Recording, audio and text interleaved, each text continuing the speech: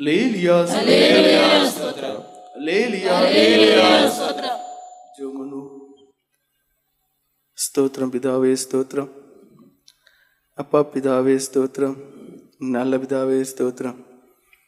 உடைய இரக்கங்களுக்காகவுமே ஸ்தோத்திரிக்கிறோம். உடைய அன்பிற்காகவுமே ஸ்தோத்திரிக்கிறோம். எல்லையில்லாத உடைய கிருபைக்காகவுமே ஸ்தோத்திரிக்கிறோம், துதிக்கிறோம் பரமபிதாவே. நல்ல பிதாவே, இம்மட்டுமா எங்களோடு கூட இருந்து இடைப்பட்டு கிரியை செய்கிற தேவனையுமே ஸ்தோத்திரிக்கிறோம். ஆதி சபையிலே ஊழியக்காரர்களை எழுப்பி அவளை கிருபையினாலும் வரங்களினாலும் நிறைத்து அவளை உம்முடைய சாட்சிகளாய் மாற்றி உம்முடைய திருவுளம் சுத்த செய்யக்கூடியதான எல்லாவற்றையும் கொடுத்து முடிவறிந்து நிலைநிற்க செய்த தேவனே, இதோ அந்த ஆவியானவரை எங்களுக்கும் கட்டளையிட்டு பூரணம் பரிபூர்ண சம்பூர்ணமான விடுதலை ஒவ்வொருவரும் அடைந்து இந்த ஆவின் பலத்தினாலே இந்த உலகத்திலே வாழ அதற்கேற்ற கிருபையை கட்டளையிடும்படி கெஞ்சுகிறோம் பரமபிதாவே. ஜெபத்திலே அந்நிய பாஷைகளை பேசுகிறோம், ஆனால் நிஜ வாழ்க்கையிலே சாட்சியற்றவர்களாகவும் நிஜ வாழ்க்கையிலே ஆவின் பலனற்றவர்களாகவும் நிஜ வாழ்க்கையிலுமே காண்பிக்க முடியாதவர்களாகவும் இருக்கக்கூடிய நிலைகளை அறிகிற தேவனே, ஆதி சபையின் அனுபவத்தை நீர் ஒவ்வொருவருக்கும் கட்டளையிடும்படி கெஞ்சிடும். ஆவியானவரை ஒவ்வொருவரும் தங்களுக்குள் சம்பூர்ணமாய் பெற்று நிரம்பி வழிகிற அனுபவத்தோடு காணப்பட்டு அவராலே நடத்தப்படக்கூடிய சாட்சிகளாய் மாற நிற்கிறிய செய்யும்படியாய் கெஞ்சிடும் பரமபிதாவே. இதோ ஆதி சபையிலே உள்ளதான ஊழியக்காரர்களை விட எண்ணிக்கையில் அதிகமானோர் இங்கே இருக்கிறோம் பரமபிதாவே. அவர்கள் வெறும் 12 பேர் உலகம் முழுவதையும் கலங்கடித்தார்கள் என்று வேதம் சொல்லுகிறது பரமபிதாவே. உலகத்தை கலக்குகிறவர்கள் என்று சொல்லப்பட்டிருக்கிறது பரமபிதாவே. இதோ அந்த 12 காட்டிலும் 10 மடங்கு அதிகமாகவே அடியார்கள் இங்கு எண்ணிக்கையில் இருக்கிறோம் பரமபிதாவே. ஆனால் ஏதோ ஒரு சில காரியங்கள் மிகுந்த கிருபையினாலே சபை நிமித்தம் எங்களை கொண்டு செய்கிறீர். மற்றபடி அடியார்கள் எல்லாருமே பிரயோஜனமற்றவர்களாகவே இருக்கிறோம் பரமபிதாவே. நீர் இறங்கும்படியாய் கெஞ்சிரோம், எங்களையும் எடுத்து உபயோகப்படுத்தும்படியாய் கெஞ்சிரோம். உம்முடைய ஊழியக்காரர்களுக்கு உம்முடைய பரிசுத்தமான திருவார்த்தை எடுத்துரைக்க எந்த விதமான தகுதியும் நிலையும் மற்றதான ஏழை அடியானோடு கூட இருக்கும்படி கெஞ்சிரோம். பரிசுத்த ஆவினாலே நிறைக்கும்படி கெஞ்சிரோம். தெய்வீக ஞானம் புத்தி அறிவை தரும்படியாய் கெஞ்சிரோம். வாக்கின் ஆவியை கட்டளையிட்டு நீரே பேசும்படி கெஞ்சிரோம். ஊழியக்காரர் ஒவ்வொருவருக்கும் அவைகள் புரிகிற விதத்திலும் அப்படி ஜீவியத்திற்கு தேவையான விதத்திலும் நீர் பேசி ஒவ்வொருவருக்கும் தேவையான விடுதலைகளையும் ஒவ்வொருவருக்கும் தேவையான ஆசீர்வாதங்களையும் நீர் தாமே சாட்சிகள் ஒவ்வொருடைய பாடுகளை நினைவு கூர்ந்து உம்முடைய கொடூரமான அந்த பாடுகளை நினைவு கூர்ந்து ஒவ்வொருவரும் கட்டளையிடும்படி கெஞ்சிரும். யாவர் மேலும் கிருபையாயிரும் இரக்கமாயிரும் அன்பாயிரும் தயவாயிரும் மீட்பர் இயேசுவின் நாமத்தில் ஜெபம் கேளும் எங்கள் அன்பு நிறைந்த பரமபிதாவே, ஆமென். அல்லேலூயா ஸ்தோத்திரம் அல்லேலூயா ஸ்தோத்திரம். யாவரும் ஆண்டவரை துதிப்போம்.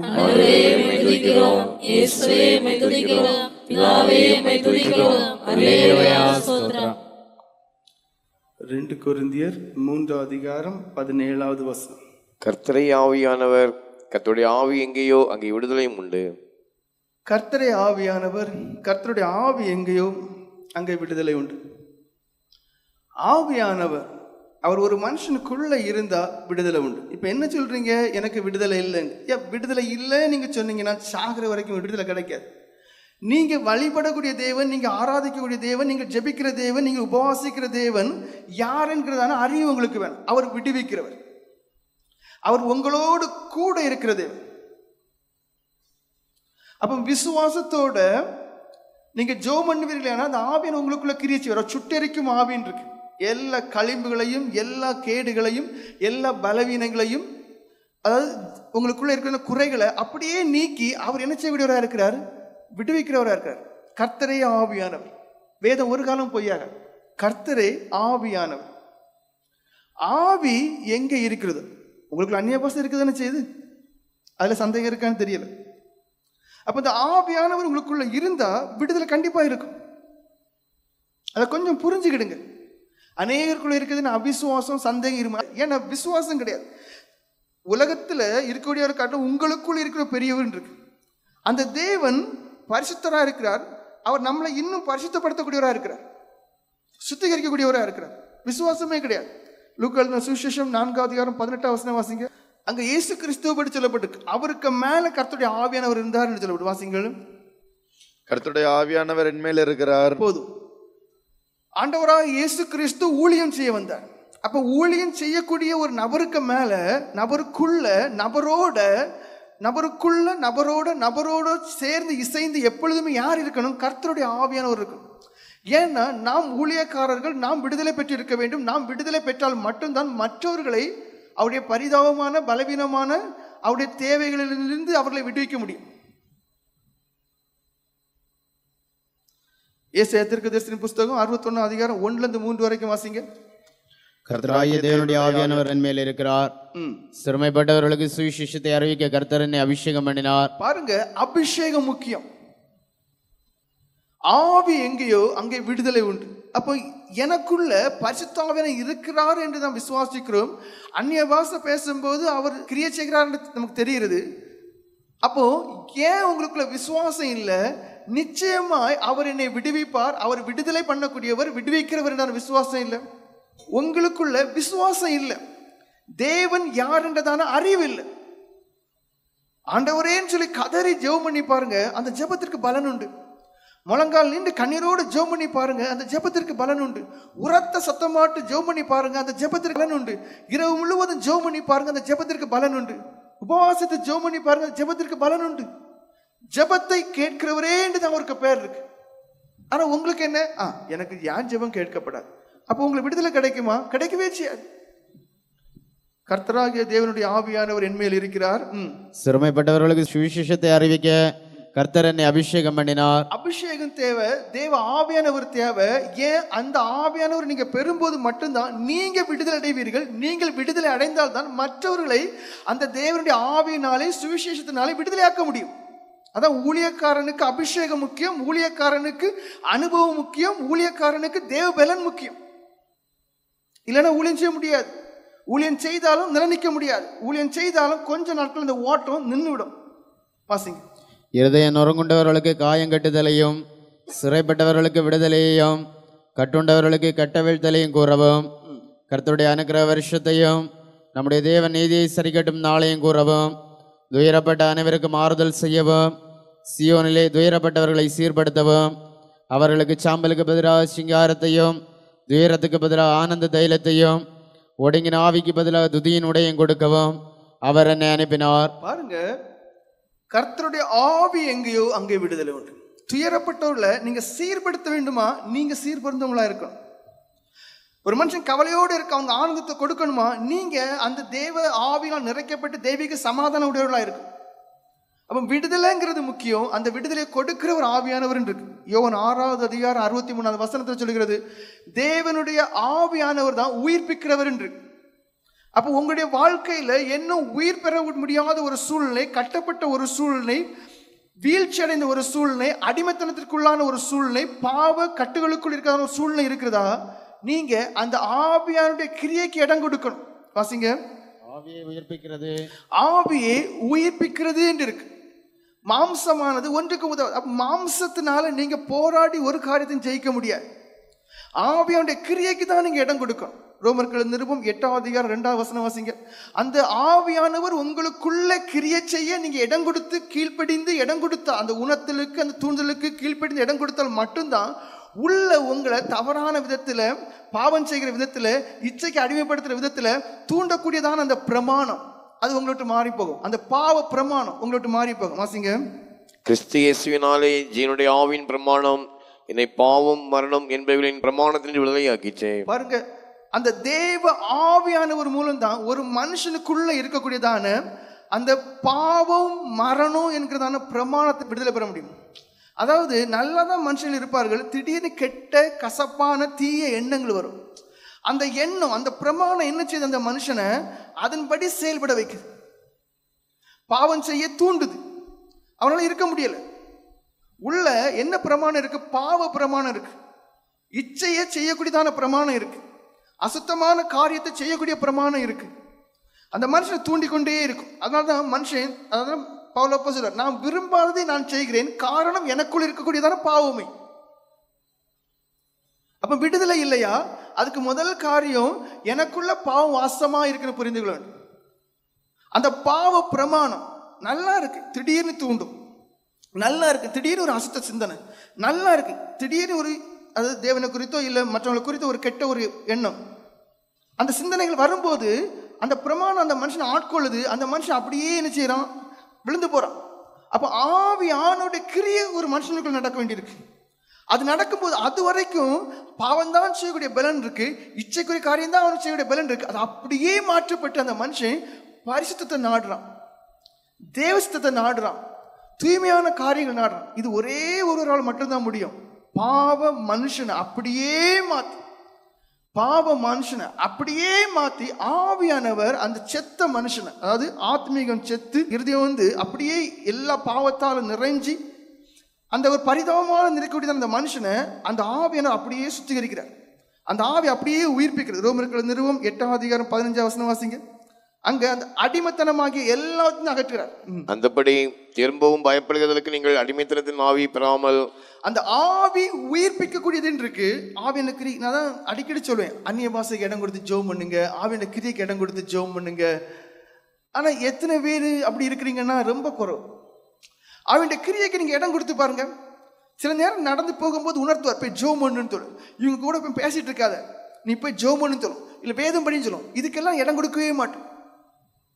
இதுக்கெல்லாம் இடம் கொடுத்து பாருங்க. அந்த ஆவியான உங்களுக்குள்ள கிரியை செய்ய அடிமைப்படுத்தக்கூடியதான சகலமும் உங்களை விட்டு அகற்றுப்போம். சிற்றின்பங்கள், இச்சை ரோகங்கள், பாவ வியாதிகள், கெட்ட கசப்பான சிந்தனைகள், தீய எண்ணங்கள், இப்படிப்பட்டதான அடிமைப்படுத்தக்கூடியதான அந்த ஆவி உங்களை விட்டு அப்படியே மாறி போகும். வாசிங்க.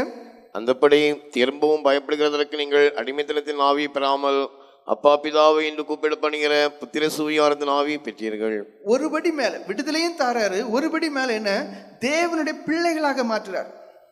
இப்போ பொதுவாட்டே ஒரு சாதாரண ஒரு மனுஷனா இருக்கிறதுக்கும் ஒரு பிரைம் மினிஸ்டருக்கு மகன், இல்ல ஒரு கலெக்டருக்கு மகன், ஒரு எஸ்பிக்கு மகன்னா அவனுக்கு இருக்கக்கூடிய அந்த பாதுகாவல் நீங்க பாத்தீங்கன்னா ரொம்ப விசேஷமா இருக்கும் சாதாரண ஒரு மனுஷனுக்கு.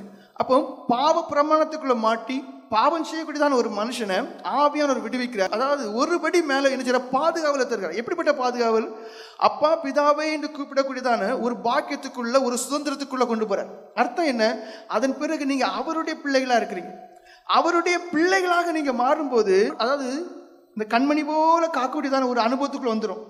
என் உள்ளங்கைக்குள்ள விரைஞ்சிருக்கேன் இருக்க சாத்த அவங்களை மேற்கொள்ளவே முடியாது. ஆவியான கிரியைக்கு இடம் கொடுங்க உங்களுக்கு அதுக்கு அனுபவமே தெரியாது.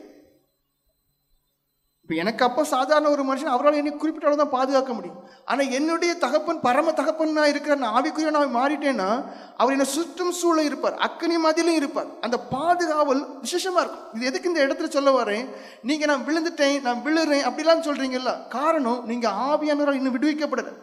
நீங்க ஆவியானவரால் விடுவிக்கப்பட்டு நீங்கள் தேவனுடைய பிள்ளைகள் என்றதான ஒரு நிலைமைக்குள்ள வந்து பாருங்க, தேவனுடைய பாதுகாவல் இருக்கும். ஏன்னா வேதம் ஒரு காலம் போய் சொல்லாது. நீங்கள் யதார்த்தமாய் தேவனுடைய பிள்ளைகளாக மாறீர்கள்னா அவர் உங்களுக்கு பரம தகப்பன். அவர் என்ன செய்வார், அக்கனி மதிலும் கோட்டையமா இருந்து பாதுகாப்பார், சுற்றும் சூழக பாதுகாப்பார், இரவும் பகலும் பாதுகாப்பார். அது எந்த சூழ்நிலையும் பாதுகாப்பார். சாத்தாவங்களை நிற்க முடியுமா? நிற்கவே முடியாது. அப்போஸ்தலர் புஸ்தகம் 1ஆம் அதிகாரம் 8ஆம் வசனத்தில் இருக்கு, அவர்கள் பலனடைந்தார்கள். தேவனுடைய புத்திரராய் மாறும்போது தேவ பாதுகாவல் வருகிறது, பாவம் அணுக முடியாது, பலனடைகிறோம், பலனுக்கு மேல பலனடைகிறோம், தைரியசாலிகளாய் மாறும். அந்த பலன் நீங்க அடைய அடைய அடைய அடைய சாத்தான யதார்த்தமா அவனை ஈஸியா ஜெயிக்கலாம். வாசிங்க. பரிசுத்த ஆவி உங்களிடத்தில் வரும்போது நீங்கள் பலன் அடைந்து அந்த பரிசுத்த ஆவியுடைய கிரியைக்கு ஏன் இடம் கொடுங்க. அவர் விடுவிக்கிறவர், அவர் பலப்படுத்துகிறவர். இப்ப அநேகருக்குள்ள பாருங்க அபிஷேகம் இருக்குன்னு சொல்றோம், ஆனா பலன் இருக்கா? பலன் இல்லை.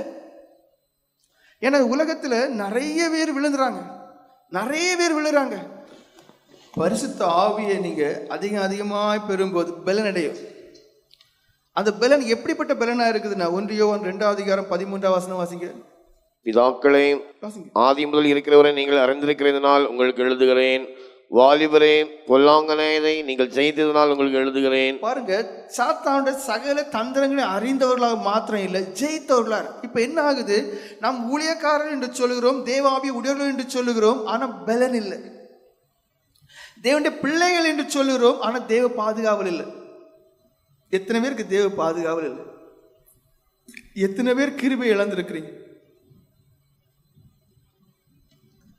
இங்க பரிசுத்த ஆவி உங்களிடத்தில் வரும்போது நீங்கள் பலனடைந்து இருக்கு. அந்த பலன் எப்படிப்பட்ட பலனா இருக்கு? பாவத்தை மேற்கொள்ளக்கூடிய ஒரு பலன். அது உங்களை எந்த விதத்திலையுமே ஜெயிக்க முடியாது. பொல்லாங்க எந்த விதத்திலையும் உங்களை அவங்க ஜெயிக்கவே முடியாது. அந்த அளவுக்கு ஒரு பலன். இதை நீங்க அடைஞ்சுதான் ஆகும். இந்த பலனை நீங்க அடையலையா, ஜெபம் பண்ணுங்க. நீங்க காத்திருந்து ஜெபம் பண்ணுங்க. அப்ப பலன் ஒரு மனுஷன்ட்ட இல்ல, உயிர் பயம் ஒரு மனுஷனை பிடிக்குது, அந்த மனுஷன் தேவனையே மறுதலிக்கிறான். அப்ப பலனுங்கிறது மனுஷனுக்குள்ள இல்ல, பலவீனங்கிறது மனுஷனை நிரம்பி இருக்கு. சாத்தான கண்டே பயப்பட்டவங்க அதிகமா இருக்கும், தேவ பயம் உள்ளவங்க இப்ப குறவு. தேவ ஆவி எந்த மனுஷனுக்குள்ள இருக்கோ அவனுக்குள்ள விடுதலை இருக்கும். அந்த விடுதலையானது எப்படி இருக்கும்? அந்த மனுஷனை பலனுள்ளவனாகவே மாற்றும். அந்த பலன் எப்படிப்பட்டதான பலனா இருக்கு? அவன் பாவம் செய்ய, பாவம் அவனை அணுகாது. பொல்லாங்க எந்த விதத்திலையும் அவனை சோதிச்சு பார்த்தாலும் அவன் விழவே மாட்டான். இந்த அனுபவத்துக்காக நீங்க ஜெபம் பண்ணுங்க. எது முக்கியம்? உறுதியா இருக்கக்கூடிய ஒரு அனுபவம், உயிரே போனாலும் மறுதளிக்காத ஒரு அனுபவம். ஊழியத்துக்குன்னு சொல்லி கால் எடுத்து வைக்கிறீங்க தெரியுமா, அன்னையில இருந்து சாகிற வரைக்கும் பாவம் மேற்கொள்ள முடியாத ஒரு அனுபவம். திரும்பவும் சொல்ல, என்னைக்கு உங்களுக்கு ஆர்டினேஷன் ஆகுதோ இல்லை ஊழியத்துக்குன்னு சொல்லி உங்களை ஒப்பு கொடுக்குறீங்களோ, அன்னையிலிருந்து நீங்க சாகிற வரைக்கும் பாவம் உங்களை அணுகக்கூடாது. ஆண்டவரே பலனடைந்த சாட்சிகளை குறித்து வேதம் சொல்லுகிறது. ஆண்டவரே பொல்லாங்கனை ஜெயித்த சாட்சிகளை குறித்து வேதம் சொல்றது. நானும் ஆவிக்குரிய ஜீவியத்துல பலவானாய், நானும் வயதுல சின்னவனா இருக்கலாம், வயதுல சின்னவனா இருக்கலாம், ஆனால் நானும் ஆவிக்குரிய ஜீவியத்துல பலவானாய், நானும் ஆவிக்குரிய ஜீவியத்திலே வாலிபனாய், நானும் ஆவிக்குரிய ஜீவியத்திலே பிதாக்களுடைய அனுபவத்தை அடையணும். ஆண்டவரே எனக்கு இறங்கும். அதான் வேணும், ஆவியின் பலன் அடையணும். எது முக்கியம்? ஆவிக்குரிய அனுபவத்தை அடையணும். அதாவது நம்ம எல்லாருமே பலவீனர்கள். பாருங்க, நம்ம எல்லாருமே பலவீனர்கள். இப்போ நம்ம பலவீனர், ஆனால் இப்போ ஒரு சந்தர்ப்பம் வருது, உயிர் போடி சந்தர்ப்பம் வந்து மிரட்டுறாங்க ஆண்டுற மாதிரி. இந்த நேரம் கிருபை நம்மளை ஆட்கொள்ளணும். ஏன்னா ஆதி சபையார் எல்லாருக்கும் மேலும் பூரண கிருபை இருந்துச்சு, தேவாவையில் நிரம்பி இருந்தார். அப்போ அந்த நேரம் உயிர் பயம் மாறி சிலுவை காண்ட ஒரு பாக்கியமும், நானும் மறிக்கணும், நானும் உபத்திரவப்படணும், நான் பரலோகம் போகணும், எனக்கு இந்த வாழ்க்கை போதும், இனி அங்கே போகணும், அந்த மாதிரி சிந்தனை வந்துடும். அதான் ஆவியின் பிரமாணம் தந்துடுவார். மாம்ச பிரமாணம் என்ன சொல்லும்? அடிபட்டாலும் மறுதளிச்சாலும் ஒன்றில் இன்னும் கொஞ்சம் நாள் வாழணும். ஆனா ஆவியின் பிரமாணம் என்ன சொல்லும்? சாட்சியாவாள், சாட்சியாவாள், உந்து சக்தி இருக்கும். அந்த அனுபவத்துக்காக ஜெபம் பண்ணுங்க. கர்த்தருடைய ஆவி எங்கேயோ அங்கே விடுதலை உண்டு. அப்ப விடுதலை இருக்கான்னு பாருங்க. இல்லையா, தனிப்பட்ட விதத்துல இந்த ஜெப நேரத்துல மட்டும் ஜெபம் பண்ணாதுங்க, கூடி வந்து ஜெபம் பண்ணாதுங்க, அங்க நீங்க ஜெபம் பண்ணுங்க. ஆனா மற்றபடி நான் உணரணும், எனக்கு பசிக்குது, நான் சாப்பிட்றேன், அந்த ஒரு கணக்கில் அவரவரும் எனக்கு என்னென்ன வீழ்ச்சி இருக்குது, எனக்கு என்னென்ன விதத்தில் நான் பலவீனனா இருக்கேன், என்னென்ன விதத்தில் நான் சரியில்லை, அப்போ அந்த நிலைமை அடையணும், அந்த அனுபவத்தை அடையணும், அந்த எண்ணத்தோடு என்ன பண்ணுங்க, தனிமையிலும் ஜெபம் பண்ணுங்க, உங்களை உணர்ந்து ஜெபம் பண்ணுங்க, நீங்கள் நிலைநிற்பீங்க. இனி ஒரு சில காரியங்களை சொல்கிறேன்.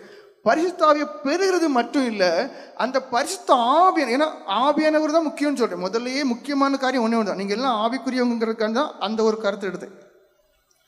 அப்போ ஆவியானவர் எங்கே இருக்கிறாரோ அங்கே விடுதலை உண்டுன்னு சொல்லி சில காரியங்களை சொன்னேன். இப்போ நான் சொல்கிறது ஒன்றே ஒன்று தான், ஆவியானவர் நீங்கள் பெற்றுக்கொள்வது மட்டும் இல்லை, தொடர்ந்து அவரை வச்சு, அதாவது அவருக்குள்ளே நீங்கள் வாழ்ந்து அவரால் நிரப்பப்பட்டு அவரால் வழி நடத்தப்பட என்ன செய்யணும்.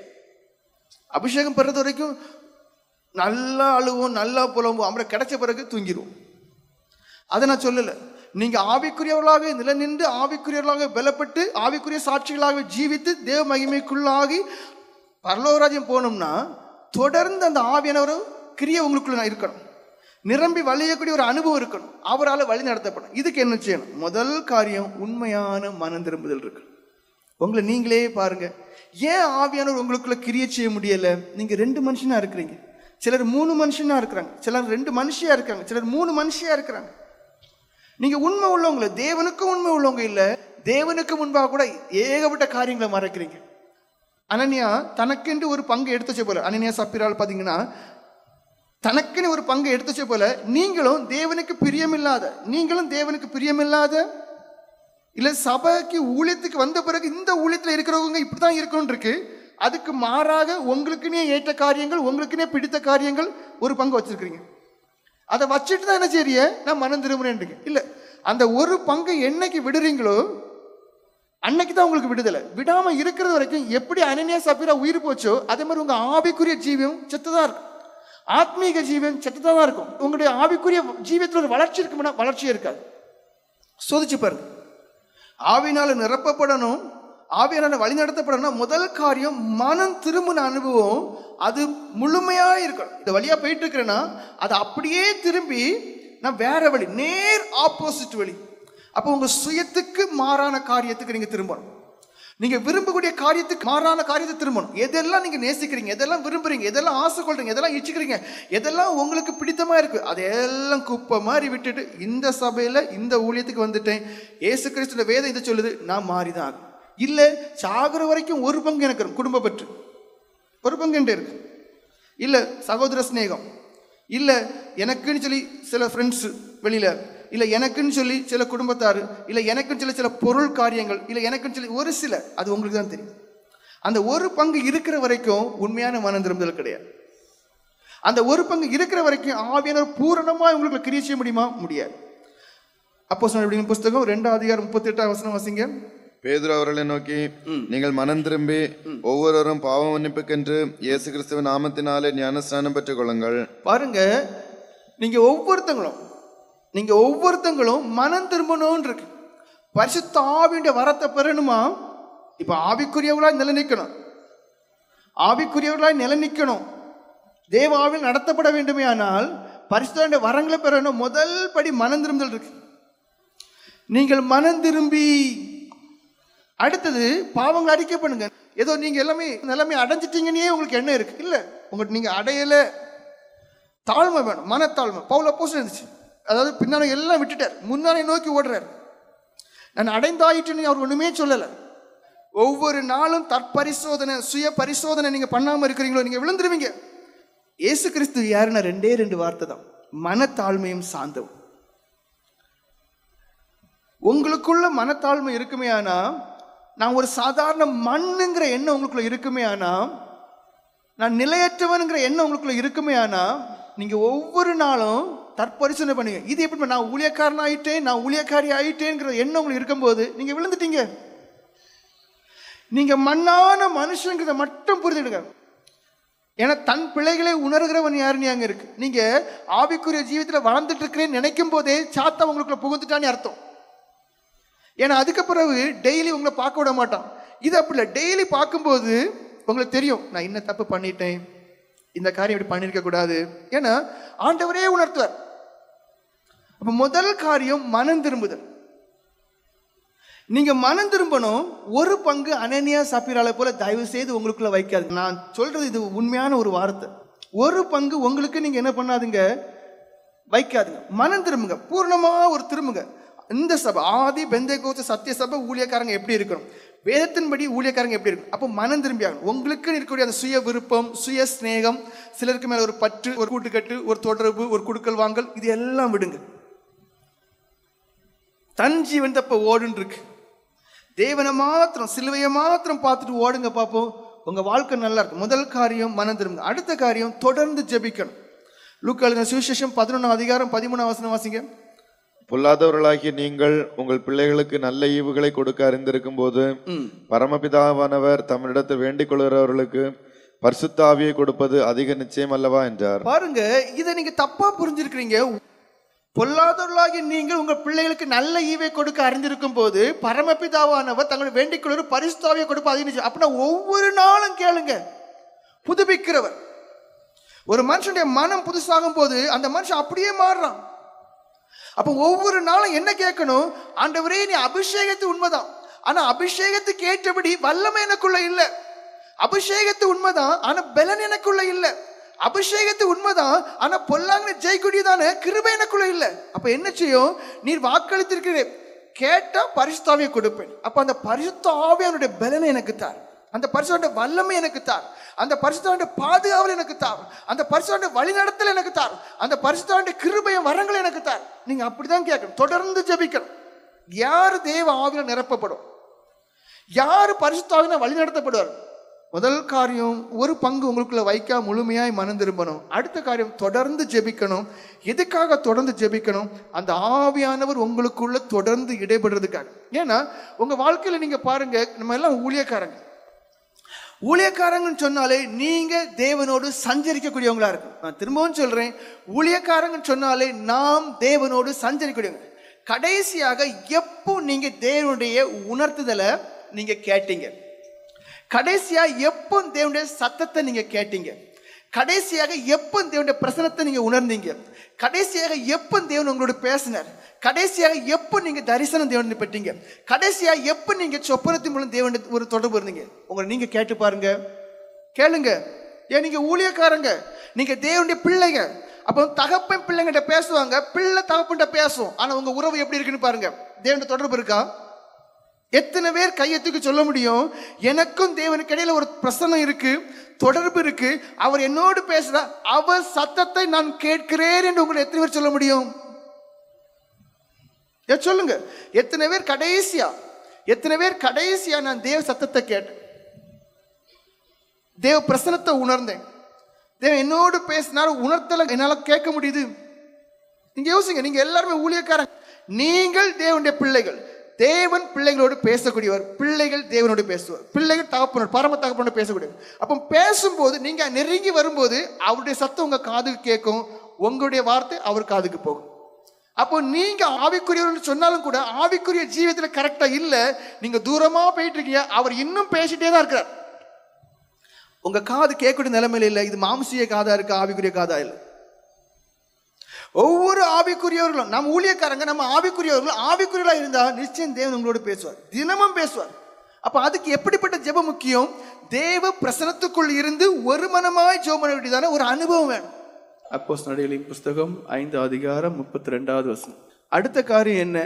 பரிசுத்த ஆவியின் உங்களுக்கு நிரம்பி இருக்க வேண்டும், அவர் வழி நடத்த வேண்டும். முதல்ல நீங்க கீழ்ப்படியணும் அவருக்கு. வாசிங்க. இந்த சங்கதிகளை குறித்து நாங்கள் அவருக்கு சாட்சிகளாய் இருக்கிறோம். தேவன் தமக்கு கீழ்ப்படுகிறவர்களுக்கு தந்துள்ள பரிசுத்த ஆவியின் சாட்சி என்றார்கள். நீங்க எல்லாருமே ஆவிக்குரியவங்க. அப்ப நீங்க எப்படிப்பட்டவங்களா இருக்கணும்? ஆவியானவருடைய உணர்த்துதலுக்கு கீழ்ப்படிந்து நீங்க இருங்க. அந்த ஆவியானுடைய நிரப்புதலை விரும்புகிறோம், ஆவியானுடைய வழிநடத்தல விரும்புகிறோம். எத்தனை பேரு அந்த ஆவியானுடைய கிரியைக்கு நீங்க கீழ்ப்படுகிறீங்கன்னு தான் பார்க்கணும். தேவன் தமக்கு கீழ்ப்படுகிறவர்களுக்கு தந்துள்ள பரிசுத்த ஆவி. இன்னையிலிருந்து தயவு செய்து என்ன பண்ணுங்க, ஒவ்வொரு நாளும் நைட்டு படுக்க போறதுக்கு முன்னாடி சுய தற்பரிசோதனை பண்ணுங்க. அந்த தற்பரிசோதனை பண்றதுல இன்னைக்கு எப்பெல்லாம் என் தேவன் என்னோட பேசினார், இன்னைக்கு எப்பெல்லாம் என் தேவன் எனக்கு உணர்த்தினார், அதை மட்டும் கொஞ்சம் காது கொடுத்து உள் மனசுக்குள்ள போய் அதை தியானிச்சு பாருங்க, யோசித்து பாருங்க, நினைவு கூர்ந்து பாருங்க. உங்களுக்கு தெரியும், இந்த நேரத்துலலாம் என் கூட அவர் பேச நினைச்சார், உணர்த்த நினைத்தார். நான் தான் அதை அல்ல தட்டினேன். ஜெபித்துட்டு இருக்கும் போது இன்னும் கொஞ்சம் ஜெபம் பண்ண சொல்லுவார், இன்னும் கொஞ்சம் அவர் என்னோட பேசுறதுக்கு விரும்பினார். நான் அந்த உணர்த்தத்துல அல்ல தட்டினேன். அதாவது கீழ்ப்படிறது வேற ஒண்ணுமே கிடையாது. உங்க சுய புத்தி சில காரியங்களை சொல்லும், உங்க மனசு சில காரியங்களை சொல்லும், அதை தயவு செய்து நம்பாதுங்க. உங்க சுயம் சொல்லும், உங்க மனசு சொல்லும், உங்க விருப்பம் சில காரியங்கள் உங்களுக்கு இழுக்கும். நீங்க சொல்லணும், இது எல்லாத்துக்கும் நோ சொல்லி பழகுங்க. முடியாது, செய்ய மாட்டேன் உங்களுக்குள்ள. ஏன்னா அந்த உள்ளார்ந்த மனுஷன் பலப்படணும், இன்னும் பலப்படணும். அதுக்குதான்.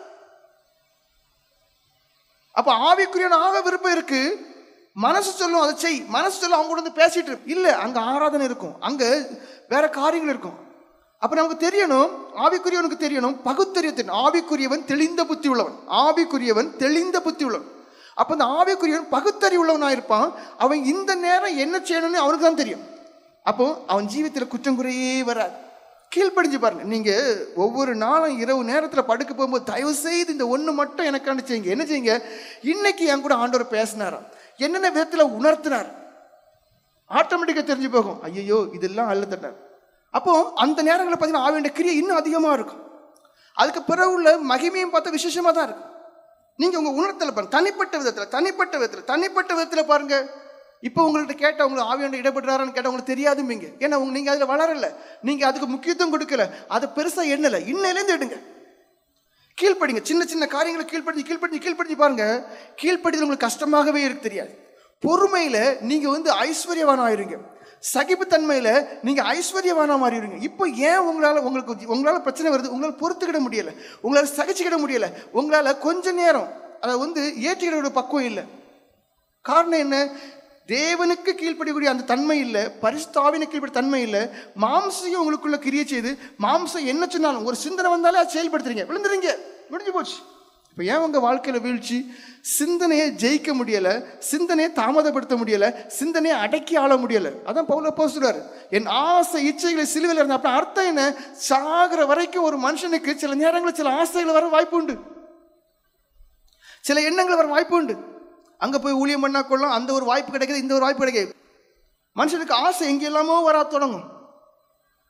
பாவமான ஆசையா இல்லாட்டா கூட தேவ சித்தத்திற்கு மாறான ஆசைகள் வரும். ஒன்றும் வேண்டாம், சிலுவை இயேசு இதுதான், போயிட்டே இருக்கு. அப்போ அது உங்களுக்கு தான் தெரியும். தனிப்பட்ட விதத்தில் எந்த விதத்திலெல்லாம் தேவன் உணர்த்துல நீங்கள் கீழ்ப்படிஞ்சு பாருங்க, வாழ்க்கை அப்படியே மாறும். அடுத்தது, ஏன் உங்க கூட ஆண்டவர் இல்லை ஆண்டவர் கூட இருக்கணுமா? நீங்கள் துக்கப்படுத்தி பழவாதுங்க. ஏன்னா நிறைய பேர் துக்கப்படுத்திட்டீங்க. எபேசியர் 4:29-31 வரைக்கும் வாசிங்க. கெட்ட வார்த்தை ஒன்று உங்கள் வாயிலிருந்து புறப்பட வேண்டாம். பக்தி விருத்திக்கு ஏதுவான நல்ல வார்த்தை உண்டானால் அதையே கேட்கிறவர்களுக்கு பிரயோஜனம் உண்டாகும்படி பேசுங்கள். அன்றைய நீங்கள் மீட்கப்படும் நாளுக்கென்று முத்திரையாக பெற்ற தேவனுடைய பரிசுத்த ஆவியை துக்கப்படுத்தாதிருங்கள். சகலவிதமான கசப்பும் கோபமும் மூர்க்கமும் கூக்குரலும் தூஷணமும் மற்ற எந்த துர்க்குணமும் உங்களை விட்டு நீங்க கிடவது. பாருங்க, கசப்பு உங்களுக்குள்ள இருக்கு, இல்லைன்னு சொல்லாதுங்க, நான் ஏத்துக்கிடவே மாட்டேன். கசப்பு உங்களுக்குள்ள இருக்கு, கோபம் உங்களுக்குள்ள இருக்கு, மூர்க்கம் இருக்கு, ஒரு கூக்குரல் சத்தம் போடுறது, தூஷிக்கிறது உங்கள்கிட்ட இருக்கு, நிறைய துர்குணம் இருக்கு. அப்ப இது இருக்கும்போது நீங்க என்ன செய்றீங்க? தேவனை துக்கப்படுத்துறீங்க. அப்ப அர்த்தம் என்ன? நீங்க தேவனை துக்கப்படுத்துறதுனால வளர முடியல. இப்போ ஒரு செடி இருக்கு, அந்த செடிக்கு தண்ணி விட்டு உரம் விட்டு அதை கரெக்டாக பராமரிச்சு பாருங்க, அந்த செடி எக்காரணம் கொண்டும் ஒரே நிலைமையில இருக்கவே செய்யாது. ஒரு செடி அது தான் இருக்கிற நிலைமையில இருக்கவே செய்யாது. அது கண்டிப்பா அதோடைய வளர்ச்சி நம்ம காண முடியாது. பாருங்க, எப்படி வளர்ச்சி காண முடியும்? அர்த்தம் என்ன? அதாவது ஒரு நாள் எத்தனை மில்லி மீட்டர் சென்டிமீட்டர் வளர்ந்துருக்குன்னு சொல்லி நம்ம கண்டுபிடிக்க முடியாது. ஆனா சில நாட்கள் பார்க்கும்போது அது ஒரு வளர்ச்சி இருக்கும். இங்க இருந்தது இங்க வந்திருக்கும். அப்போ நான் ஆவிக்குரியவை, நான் ஊழியக்காரன், நான் ஜெபம் பண்றேன், ஆட்கள் சுகம் கிடைக்குது, எல்லாம் சரிதான். அது எல்லாமே தேவன் சபையை கொண்டு போறதுக்காண்டி செய்யக்கூடிய காரியங்கள். அதுல திருப்தி அடையாதுங்க. அடுத்த காரியம் 1 கொரிந்தியர் 6:19-20 வாசிங்க. உங்கள் சரீரமான நீங்கள் தேவனாலே பெற்றும் உங்களில் தங்கியும் இருக்கிற பரிசுத்த ஆவியினுடைய ஆலயமா இருக்கிறது என்றும் நீங்கள் உங்களுடையவர்கள் அல்ல என்றும் அறியீர்களா? போதும். அதாவது தேவ ஆவியானவர் நிரம்பி வழியக்கூடிய ஒரு அனுபவமும், தேவன் உங்களுக்குள்ள இருந்து கிரியை செய்யக்கூடிய அனுபவம் உங்களுக்கு வேணுமா? முதல்ல இந்த சரீரத்தை குறித்த தெளிவான அறிவு வேணும். ஐயோ, இந்த சரீரத்தை நான் பாவம் செய்துட்டேன், என்னை விட்டு போயிடுவார். ஐயோ, இந்த சரீரத்தை நான் அசுசிப்படுத்தினேன், என்னை விட்டு போயிடுவார். ஐயோ, இந்த சரீரத்தை நான் கரைப்படுத்தினேன், என்னை விட்டு போயிடுவார். ஐயோ, இந்த சரீரத்தை நான் அசுத்தத்துக்கு ஒப்பு கொடுத்தேன், என்னை விட்டு போயிடுவார். என் கண்கள் அசுத்தத்தை பார்க்குமே ஆனால், என் கண்கள் பாவத்துக்குரியவர்களை பார்க்குமே ஆனால் என்னை விட்டு ஒவ்வொரு உறுப்பை குறித்த பயம் இருக்கணும். அதனால தான் யோசேப்பு என்ன பண்ணாரு? தேவனுக்கு விரோதமாக பாவம் செய்வது எப்படின்னு தான் ஒன்று. ஏன்? இந்த சரீரம் பாவம் செய்துச்சுன்னா அது வரைக்கும் அவருக்குள்ள இருக்கிற விசேஷித்த ஆவி அவர் விட்டு போயிடும். தேவன் அவனோடு கூட இருந்தாருன்றது அவருக்கு தெரியும், யோசேப்புக்கு தெரியும். யோசேப்புக்கு தெளிவாகவே தெரியும் தன்னோடு கூட தேவன் இருக்கான். எப்படி? குழியில போட்டு கொல்ல பார்த்தாங்க, தூக்கி விட்டார். தூக்கின பிறகு நல்ல ஒரு இடத்துல கொண்டு வந்தது. அப்படி என்ன? அடிமையா இருந்தாலும் தேவனுடைய கரம் என் கூட இருக்குன்னு தெளிவா தெரிஞ்சிச்சு. அப்போ அந்த என்னோடு கூட இருக்கக்கூடியதான அந்த தேவனுடைய கரம் என்னை விட்டு மாறி போகாம இருக்க வேண்டுமே, ஆனால் என் சரீரத்தை நான் கரைப்படுத்திடக்கூடாது. எனக்குள் வாசமா இருக்கிற தேவனை நான் துக்கப்படுத்திடக்கூடாது. இதுல அந்த மனுஷன் அவ்வளவு கண்ணுங்கருத்தா இருந்தார். பாவம் செய்யறதுக்கு இடம் இருக்கு, சந்தோஷத்தை அனுபவிக்க எல்லா சூழ்நிலையும் இருக்கு. ஆனா அவருக்கு மைண்ட்ல இருந்து 2 காரியம் தான். எனக்குள்ள இருக்கிற ஒரு தேவன் என்னை விட்டு போயிடுவார், தேவ கோபம் என்னை பிடிக்கும். இது உங்களுக்குள்ள இருக்கா? நீங்க பாருங்க. இப்போ உங்களுடைய வாழ்க்கையில நீங்க பாருங்க, இந்த சரீரத்தை நம்ம என்னென்ன விதத்துல எல்லாம் தப்பு பண்றோம். கண்ணு பார்க்க கூடாதெல்லாம் பார்க்குது. காது எனக்கு ஆவிக்குரிய வாழ்க்கைக்கு ஊழியக்காரங்கிறதான என்னுடைய நிலைமைக்கு இது நான் கேட்க கூடாது, அவங்க பேசிட்டு போட்டு. காலு சொன்ன இடத்துக்கு போகணும், வரணும். அப்ப மிஞ்சி நீங்க போறீங்களா? அப்போ ஆவியானவர் துக்கப்படுத்துறீங்க. ஒரு இடத்துக்கு உங்களை அனுப்புறோம், போறீங்க வாரீங்க நிக்கிறீங்க. சரீரத்தை குறித்து ஜாக்கிரதை உங்களுக்கு தேவை. ஏன் உங்க வாழ்க்கையில வீழ்ச்சின்னு பாருங்க. தேவ பாதுகாவல் எப்ப இல்லை, நீங்க அந்த சரீரத்தை அசுசி பண்ணும்போது ஒவ்வொரு உறுப்பை கொடுத்ததான ஜாக்கிரதை. யோசேப்புக்கு இருந்த அந்த ஜாக்கிரதை எனக்கு தாராண்டவர்னு சொல்லி கேளுங்களா.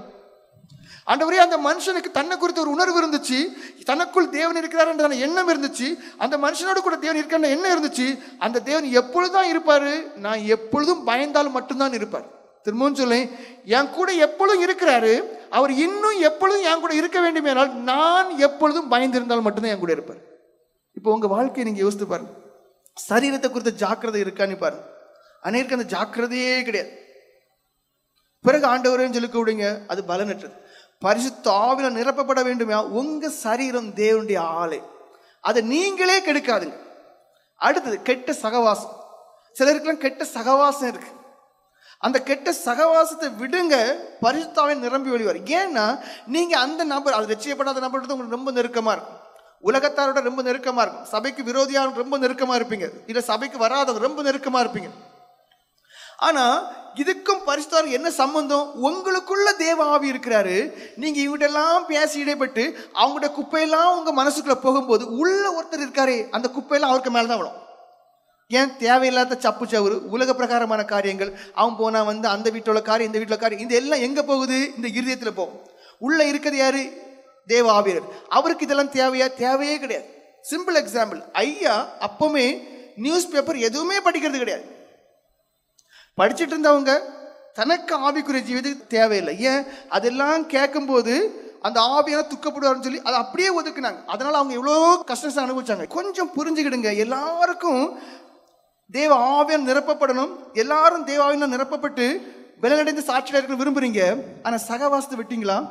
இந்த பேச்சை எல்லாம் விட்டுட்டு நீங்க ஜெபம் பண்ணி பாருங்க, தேவனோடு சகவாசம் நல்லா இருக்கும். இன்னும் ஏன் ஜெபம் பண்ண இன்னும் அதிக நேரமும் இருக்கும். இது இவங்ககிட்ட எல்லாம் பேசிட்டு நீங்க ஜெபம் பண்ண போய் பாருங்க, இதெல்லாம் தான் மண்டையில ஓடும்.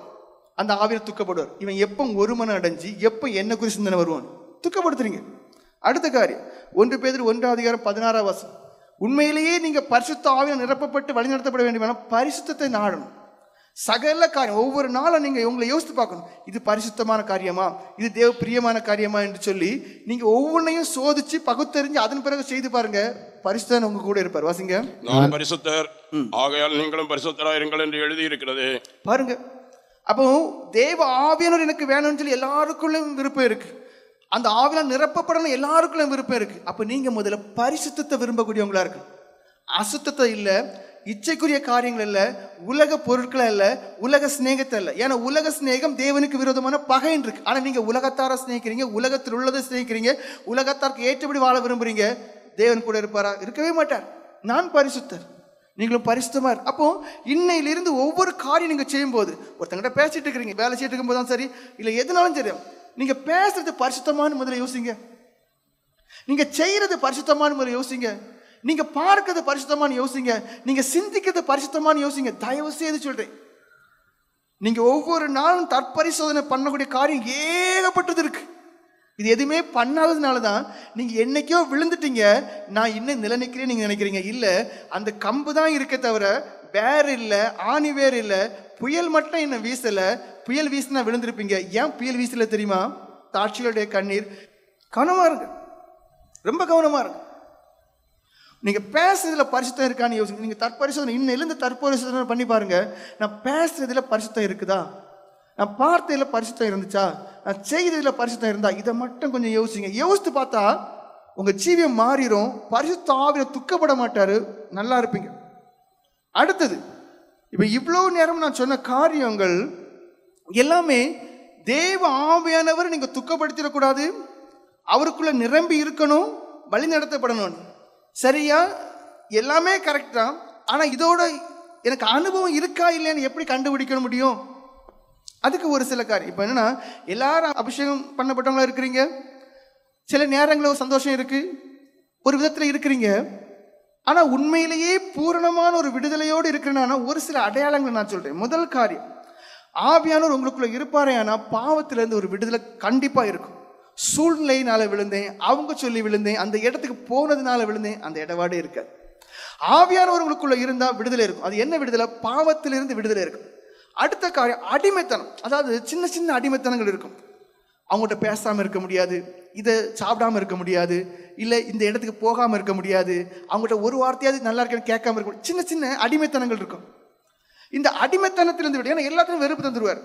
அடுத்தது, பாவத்தை மேற்கொள்ளும் வல்லமையை தருவார். இதுதான் அநேகர்கிட்ட இல்லை. நீங்க உண்மையிலேயே தேவ ஆவி உடையவர்கள்னா பாவத்தை மேற்கொள்ளும் வல்லமை உங்களுக்குள்ள இருக்கும். இருதயத்துல அதுக்குத்தான ஒரு வெறுப்பு இருக்கும். அடுத்தது பயத்திலிருந்து விடுதலை. நிறைய பேர் சாகிறதே பயம். அந்த பயம் உங்களுக்குள்ள இருக்குமே, பரிசுத்த ஆவி உங்களுக்குள்ள இல்லைன்னு இருக்கு. தேவன் நமக்கு பயத்தின் ஆவியை கொடுக்காமல் இருக்கு, பலத்தின் ஆவி. உங்களுக்கு அந்த பயத்து தன்மை இருக்காது, ஒரு பலன் இருக்கும். அவர் என் கூட இருக்கார், அவர் நடத்த. ஒரு வேளை சூழ்நிலை எல்லாம் மோசமா இருந்தாலும் கூட என் தேவன் என்னோடு இருக்கார், என் தேவன் என்னோடு இருக்கார், என் தேவன் என்னோடு இருக்காங்கிற உணர்வுகள் இருக்கும். என்னை கைவிட மாட்டார், என்னை நடத்துவார், அந்த ஒரு உறுதி இருக்கும். இது பயம்.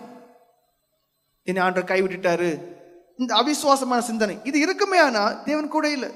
பயத்திலிருந்து விடுதலை இருக்கும். அடுத்த குற்ற உணர்விலிருந்து விடுதலை. அநேகருக்குள்ள இருக்கிறது குற்ற உணர்வு.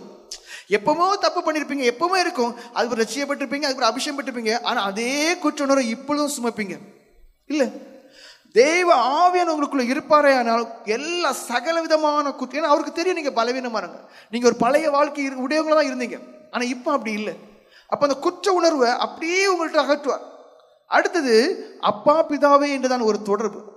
நம்ம ஜெபம் பண்றோம், ஆனா யதார்த்தமான ஒரு உறவு இருக்கா? அதாவது அடுத்தவங்க அப்பா அப்பான்னு சொல்றதுனால இல்ல, அடுத்தவங்க பிதாவேன்னு சொல்றதுனால இல்ல. நான் ஜெபம் பண்ணும் போது எனக்குள்ள அந்த ஒரு உணர்வு, நான் ஜெபம் பண்ணும் போது எனக்குள்ள அந்த ஒரு நெருக்கம், அப்படிப்பட்ட ஒரு விதத்துல ஒரு தொடர்பு. அதான் ஆவிக்குரிய ஒரு வாழ்க்கை. அப்படிப்பட்ட ஒரு அனுபவம் இருக்காங்கிறத பார்க்கணும். அடுத்தது ஆவிக்குரிய ஞானம் இருக்கும், உள்ளார்ந்த ஒரு வழிநடத்தல் இருக்கும். நம்ம ஆவிக்குரியன்னு சொல்றோம், ஆவிக்குரியன்னு சொல்றீங்க, ஆனா அநேகர் குருட்டுத்தன்மை உடையவங்களா இருக்கிறீங்க. குருட்டுத்தன்மை, குருட்டாட்டம் உடையவங்களா இருக்கிறீங்க. உள்ள ஒரு பிரகாசமான மனக்கண்கள் இல்லை, ஆவிக்குரிய பிரகாசமான மனக்கண்கள் இல்லை. ஆனா நீங்க பரிசுத்தாவின உடையவனா கண்டிப்பா நீங்க ஆவிக்குரிய ஞான உடையவனா இருப்பீங்க. ஏன்னா அந்த பரிசுத்தாவின்ற ஒரு தன்மையே ஞானத்தை அருளும் ஆவி, அறிவை அருளும் ஆவி, புத்தியை அருளும் ஆவி, உணர்வை அருளும் ஆவி, தேவனுக்கு பயப்படுற ஆவியை கொடுக்கக்கூடியதான ஆவி. அப்போ அந்த ஆவியானவர் உங்களுக்குள்ள இருந்தா கண்டிப்பா நீங்க ஞானவான்களா இருப்பீங்க. இப்ப பாருங்க, உங்களை அறியாமலேயே நீங்களாகவே குற்றத்தில் அகப்படுறீங்க.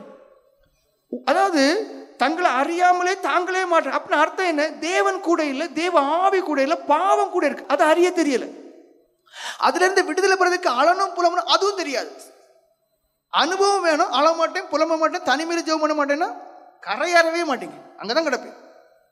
ஆவிக்குரிய ஞானம் உங்களை நீங்களே பாருங்க. எத்தனை பேர் போடைய இடத்துல இல்ல பேசக்கூடிய இடத்துல ஒரு சில வார்த்தையை விடுறதுனாலே உங்க வாழ்க்கை முடியுது, உங்க ஊழியம் முடியுது. இல்ல ஒரு சில இடத்துக்கு தேவையில்லாம போய் மாற்றீங்க. அப்ப ஆவிக்குரிய ஞானம் இல்லை, ஆவிக்குரிய வழிநடத்தல் இல்லை. பரிசுத்த ஆவி நிறைந்து இருப்பாரே ஆனால் ஆவிக்குரிய ஞானம் உங்களுக்குள்ள இருக்கும். அடுத்தது குணநலன்கள்ல மாற்றம் இருக்கும். நீங்க ஆவிக்குரியன்னு சொல்றீங்க, குணநலன்கள்ல மாற்றம் இருக்கா?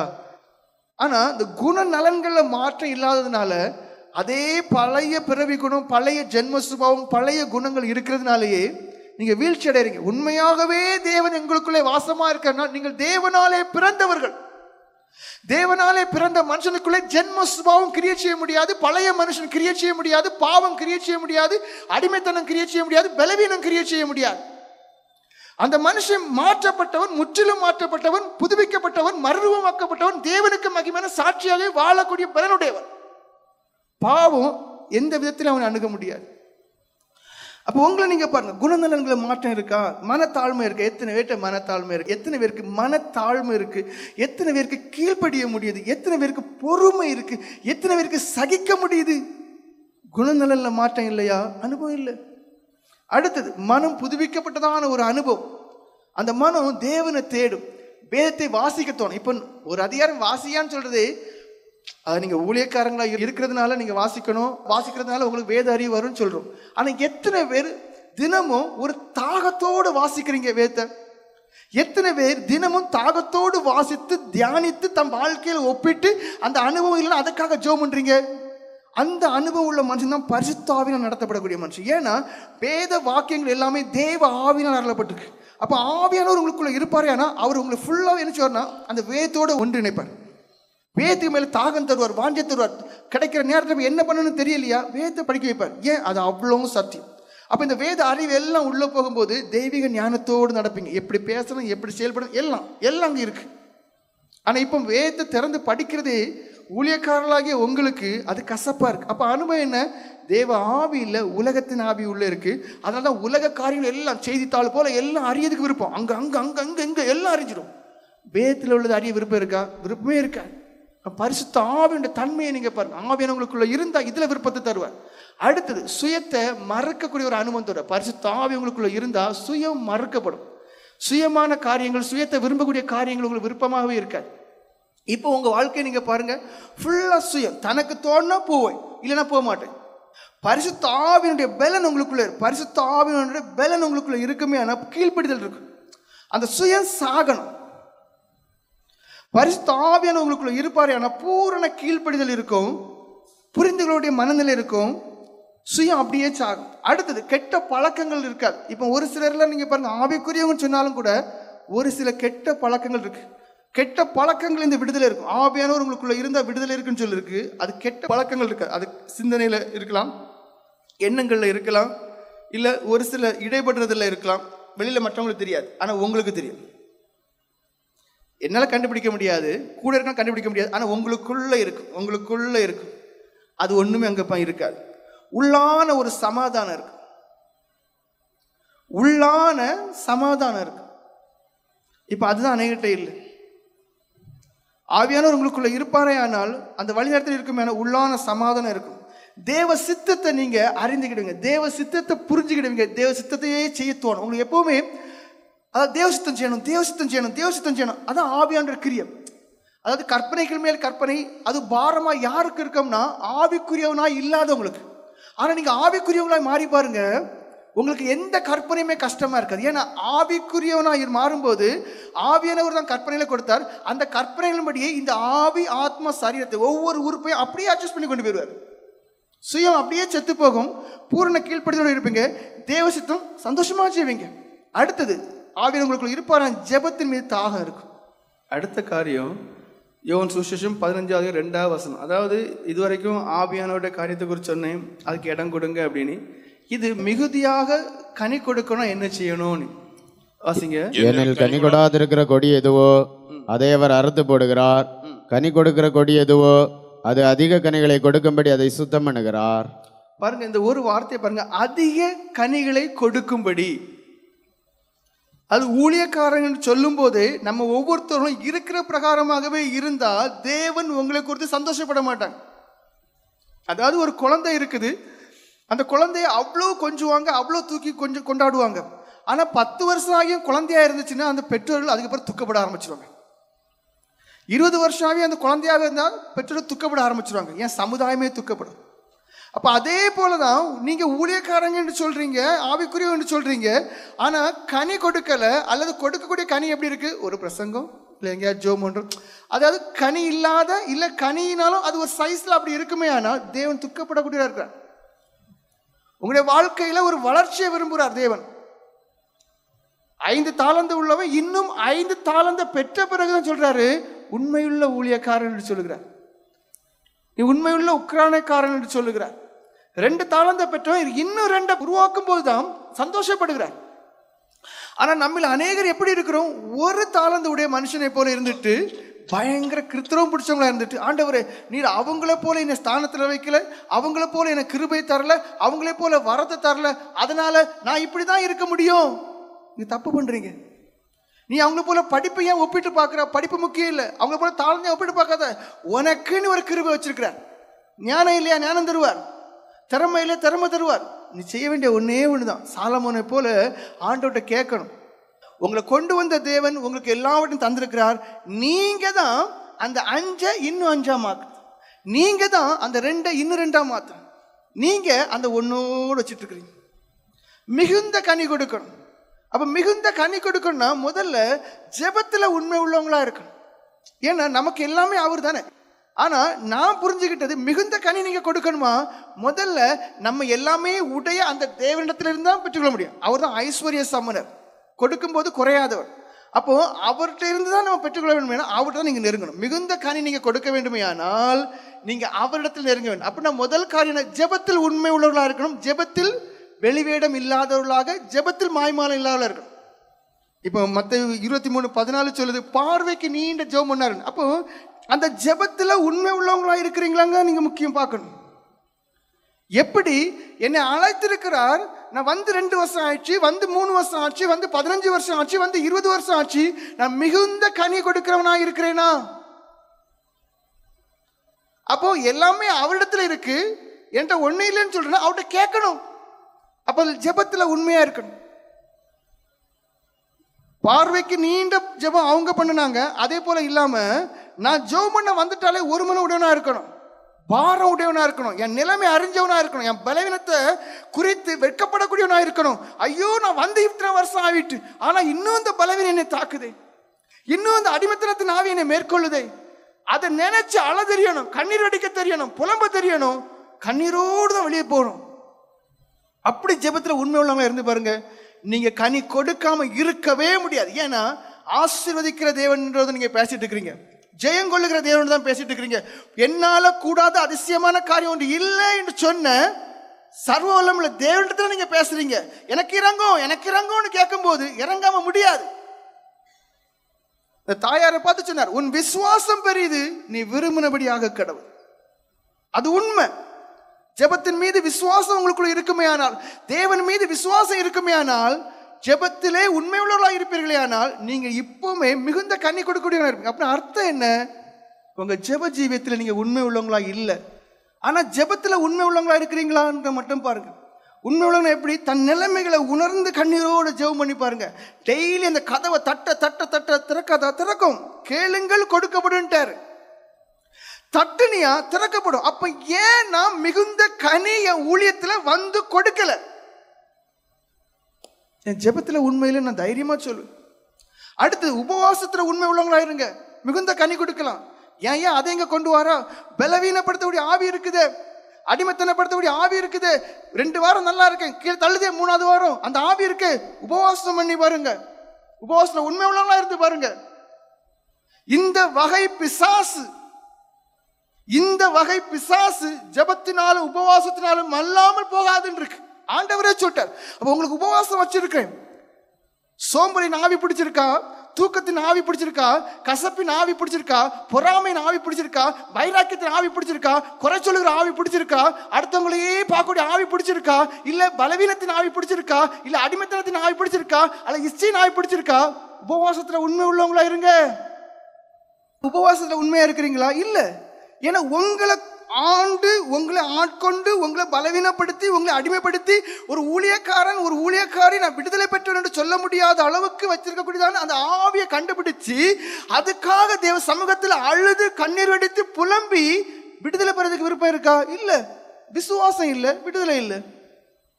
உபவாசத்தை எல்லாம் ஆண்டு தந்திருக்கா, எதுக்கு தந்திருக்கா தெரியுமா? அது நீங்க விடுதலை பெறதுக்காண்டி. அப்போ உங்களை பாருங்க நீங்க எப்படிப்பட்டவங்களா இருக்கிறீங்கன்னு. மத்தேயு 6:16 சொல்லுது, முகவாடலா இருந்தார்கள் என்று. மற்றவங்களுக்கு தெரியணும் உபவாசம் பண்றோம். இது நம்ம அப்படிதான், நானும் உபவாசத்துக்கு வந்தேன்னு சொல்லுது. அப்ப அதுக்காண்டியே வரோம். இல்ல, நீங்க அப்படி உபவாசம் பண்ணாதுங்க. முகவாடல், மற்றவங்களுக்கு தெரியணும் நான் வந்து உபவாசம் பண்ணேன். அப்படி ஒரு மண்ணு நமக்கு தேவையில்லை. எனக்கு விடுதலை இல்லை, நான் பலவீன பாண்டோம், நான் இடைமுறை விழுகிறேன், நான் இப்படிப்பட்டெல்லாம் இதை சோதிக்கப்படுறேன். ஆண்டவரே அந்த ஆவியை விட்டு துரத்தும். நீர்மையான தேவன் பரிசுத்த ஆவியை மட்டும் தங்கக்கூடிய ஆலயமா மாத்திரம் தான் நான் இருக்கணும். அதை மீறி என்னை எதுவும் மேற்கொள்ள கூடாது. உலகத்தின் ஆவியா, கண்களின் இச்சையா, இல்ல மற்ற மனுஷனுடைய பாசம் சிநேகமா, எதுவானாலும் சரி மாறி போன ஆண்டவர் இயேசுவின் நாமத்துல மாறி போகணும்னு சொல்லி போராடி ஜெபித்து பாருங்க. அது இருக்க இடம் தெரியாம போ. உங்களுக்கு உபவாசத்தின் வல்லமை குறித்து உங்களுக்கு எதுவுமே தெரியல, அது குறித்த விசுவாசம் இல்லை. கேட்கிறவர் யார் என்றதான அந்த அறிவும் நம்பிக்கையும் விசுவாசம் உங்களுக்கு இல்லை, அதான் கிடைக்கவே இல்லை. அதுல உண்மையா இருந்து பாருங்க, கண்டிப்பா கிடைக்கும். நீங்க இதுல எவ்வளவு உறுதியா முடியுமோ அவ்வளவு உறுதியா ஜெபம் பண்ணி பாருங்க, கண்டிப்பா கிடைக்கும். சிலரெல்லாம் நீங்க பாருங்க, சின்ன சின்ன கிருபை வரங்கள் இருக்கு, ஆனால் அதில் நீங்க வளர்ச்சி அடைந்தீங்களா? இல்லை. இது தேவ ஆவியானுடைய ஒரு செயல். ஆனா இதை வச்சு ஏதாவது பண்ண முடியுமா? ஒன்றும் பண்ண முடியாது. என்ன பண்ணலாம்? ஆண்டவரே அப்படி சம்பவம் வரக்கூடாதுன்னு சொல்லி ஜெபம் பண்ணலாம். இது ஒரு கிருபை. தீர்க்க தரிசன வரத்துக்கும் உணர்த்தக்கூடிய ஒரு வசனத்துக்கும் இது ஒரு முன் அடையாளம் போல. அடுத்தது என்ன? இப்போ பார்த்தீங்கன்னா இசைக்கில பார்த்து மொட்டடிங்கன்னு சொல்றாரு, சில காரியங்களை பண்ண சொல்றாரு. அப்படின்னா என்ன? இன்னென்ன சம்பவம் நடக்கிற தனக்கு காண்பிக்கிற விதமா இருக்கும். தேவன் இடப்படுறாரு, முழுமையா இடப்பட முடியல. நானா தீர்க்கதரிசி, நம்ம குப்பையில எடுத்து நம்மளாம் தீர்க்கதரிசி வைப்பார். ஆனா இது அடுத்த கட்டத்துக்கு போனோம்னா நீங்க இப்ப இருக்கட்டும் தானே, அந்த பேச்சு, சிரிப்பு, களிப்பு, கூட்டுக்கட்டு இதெல்லாம் விட்டு நீங்க அப்ப எனட்டையும் ஆண்டு இடப்பட. அதாவது எப்பவுமே ஒரு சின்ன காரியத்தை பெருசா நீங்க விசேஷமா நினைச்சு பாருங்க, அதுக்கு மதிப்பு இன்னும் அதிகமா இருக்கும். அதை அற்பமா எண்ணி பாருங்க, இருக்கிறது இல்லாம போகும். அப்ப எனக்குள்ளேயும் ஆண்ட கிரியை செய்தார், எனக்கு உணர்த்தினாரே, அப்படி யோசித்து பாருங்க. எனக்குள்ளேயும் அவர் காண்பித்தாரே, அப்படி யோசித்து பாருங்க. எப்படிப்பட்ட அனுபவத்துக்குள்ள நீங்க வரணும்னு நான் சொல்றேன்னா, நீங்க இப்ப மங்களா தெரியுது, அந்த கிளாஸ்ல மங்களா தெரியும், எனக்கு கொஞ்சம் கொஞ்சமா தெரியுது. ஆண்டு அவ்வளவுதான் காண்பிக்கிறார், முழுமையா காண்பிக்கல, உருவத்தை காண்பிக்கல, முகத்தை காண்பிக்கல, உருவம் தெரியல, மட்டும் எல்லாமே கரெக்டா இருக்கு. அப்ப இன்னும் பூர்ணம் அடையல. சபையில தீர்க்க தரிசனம் வரம் தேவை, ஆவிக்குரிய சபை. அப்ப ஆவிக்குரிய சபையில தீர்க்க தரிசனம் வரவங்க எழும்பணும், குணமாக்குற வரவங்க எழும்பணும். அதாவது உலகத்துல இருக்கிறவங்க காட்டில உங்களுக்குள்ள இருக்கிற பெரியவர். ஆனா அந்த நிலைமைக்கு நானும் நீங்களும் வரணும். அப்ப என்ன பண்ணுங்க, இந்த உபவாச காத்திருப்புல ஆண்டவர் நோக்கி கெஞ்சிங்க, ஆண்டவரே இப்ப எனக்கு தெரியுது மங்களா தெரியுது, ஆச்சு எந்த புண்ணியமும் இல்லை. ஜெபத்துல உண்மையா இருங்க, உபவாசத்துல உண்மையா இருங்க. அப்போ இந்த மாதிரிப்பட்ட கிருப வரங்கள் இருக்கா, அதுல ஐயோ இது ஏதோ ஒன்று நினைக்காதுங்க.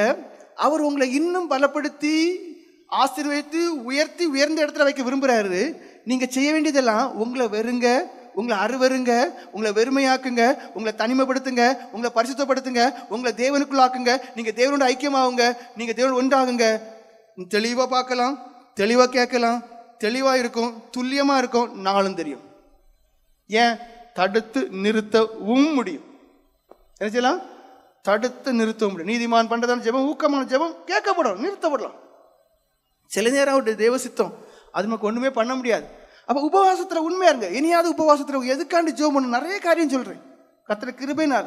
அப்ப என்ன பண்ணுங்க, உபவாசத்துல உண்மையா இருங்க. என்னை பலவீனப்படுத்துது இல்லை, எனக்கு ஞானம் இல்லை, ஞானத்தின் ஆவியை தாரோம் கேளுங்க, தீர்க்க தரிசனம் வரத்தை தாரோம், குணமாக்குற வரம் சபைக்கு தேவை. எத்தனை பேர் பாரத்தோட கேட்குறீங்க?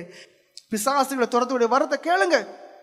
உபவாசத்துல உண்மையா இருக்கிறீங்களா? உங்களை நீங்களே பாருங்க. அடுத்து தீர்க்க தரிசன காரியங்கள். தயவு செய்து சொல்றேன், ஆண்டவர் எழுப்ப சுத்தம் உடையவராக சபையில தேவன் தீர்க்க தரிசனம் வர உடையவங்களை, குணமாக்குற வர உடையவங்களை, அதிசயங்களை, அற்புதம். அதாவது கோடாரி இரும்பு தண்ணீரை மிதக்கவே செய்யாது, மரத்துண்டா போடும் போது எழுப்பி நிக்குது. இறந்த குழந்தை எழுப்புறாரு. அப்ப அப்படி நம்மளை எழுப்பணும்னு சொல்லி ஜெபம் பண்ணி பாருங்க.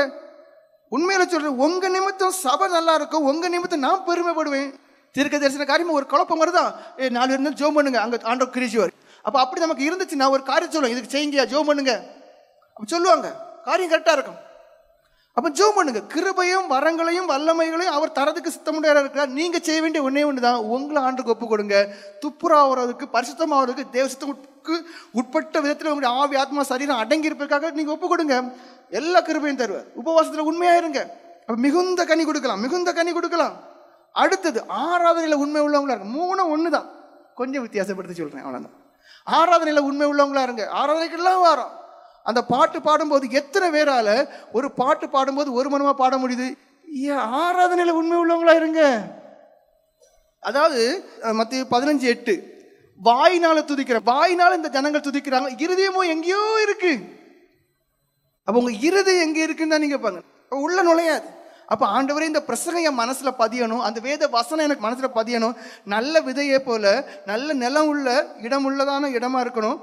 அப்ப அது பதியணும். நான் பாறையா இருக்கக்கூடாது, முட்செடியா இருக்கக்கூடாது, நான் மனுஷன் நடந்து போகக்கூடியதான அந்த பாதையா இருக்கக்கூடாது. ஆண்டவரே என் மனசை நீர் ஒருமுகப்படுத்தும்.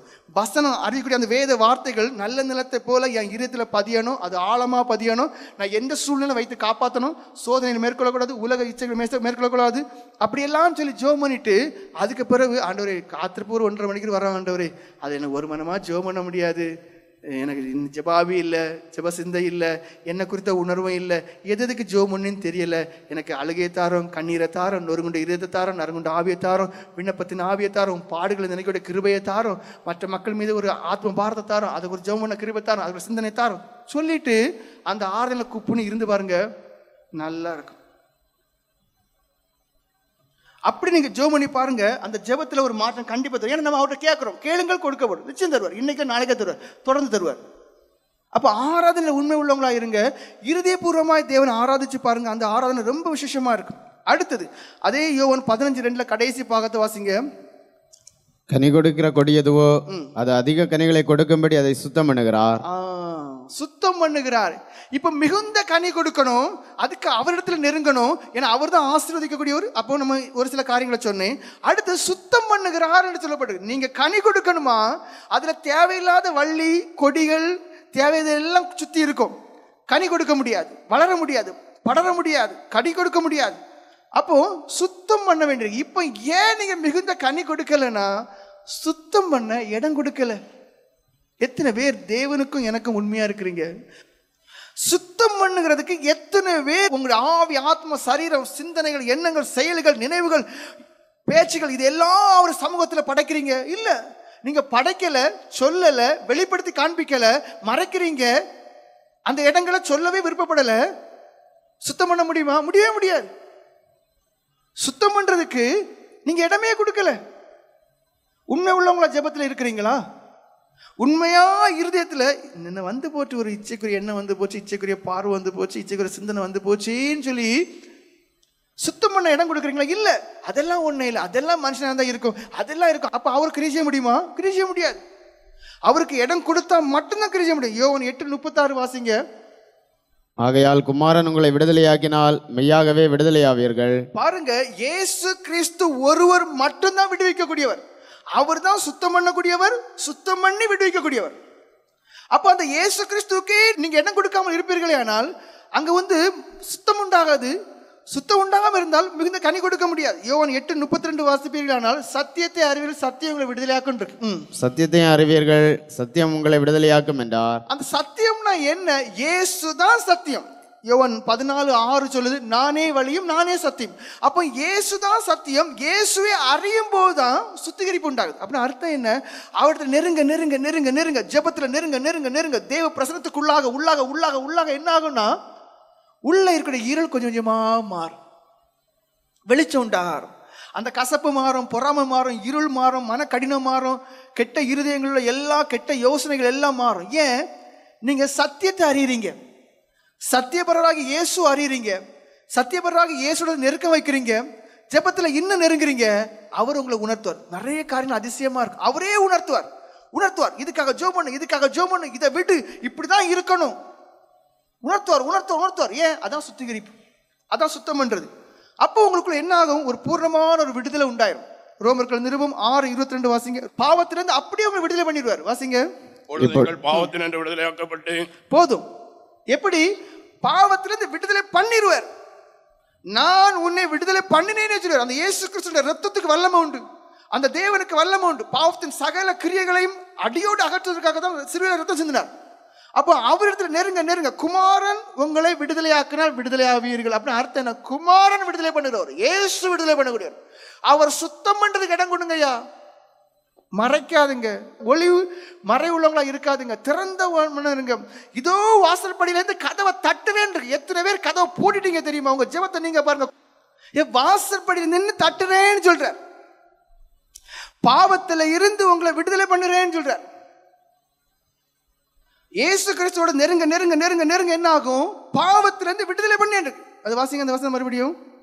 இப்பொழுது நீங்கள் பாவத்தினின்று விடுதலையாக்கப்பட்டு தேவனுக்கு அடிமைகளானதனால் பரிசுத்தமாகுதல் உங்களுக்கு கிடைக்கும் பலன் முடிவோ நித்திய ஜீவன். பாருங்க, அந்த தேவன் தான் விடுவிக்கிறவர், அவர் தான் சுத்திகரிக்கிறவர்.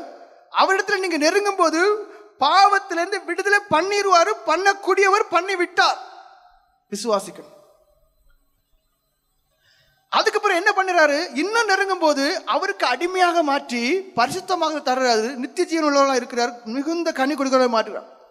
யோவான் 15:7-8 வசனங்களை வாசிங்க. மிகுந்த கனி கொடுக்க இனி ஒரு காரியம் அங்கு சொல்லப்பட்டிருக்கு. அவருக்குள்ளும் நிலைத்திருக்க வேண்டும், அவருடைய வார்த்தையிலும் நிலைத்திருக்கும் போது மிகுந்த கனி கொடுக்கலாம். வாசிங்க. நீங்கள் என்னிலும் என் வார்த்தைகள் உங்களிலும் நிலைத்திருந்தால். பாருங்க, அப்ப மிகுந்த கனி கொடுக்க வேண்டும் என்று தேவனுடைய விருப்பம். ஊழியக்காரங்க ஒவ்வொருத்தங்களும் மிகுந்த கனி கொடுக்கணும்.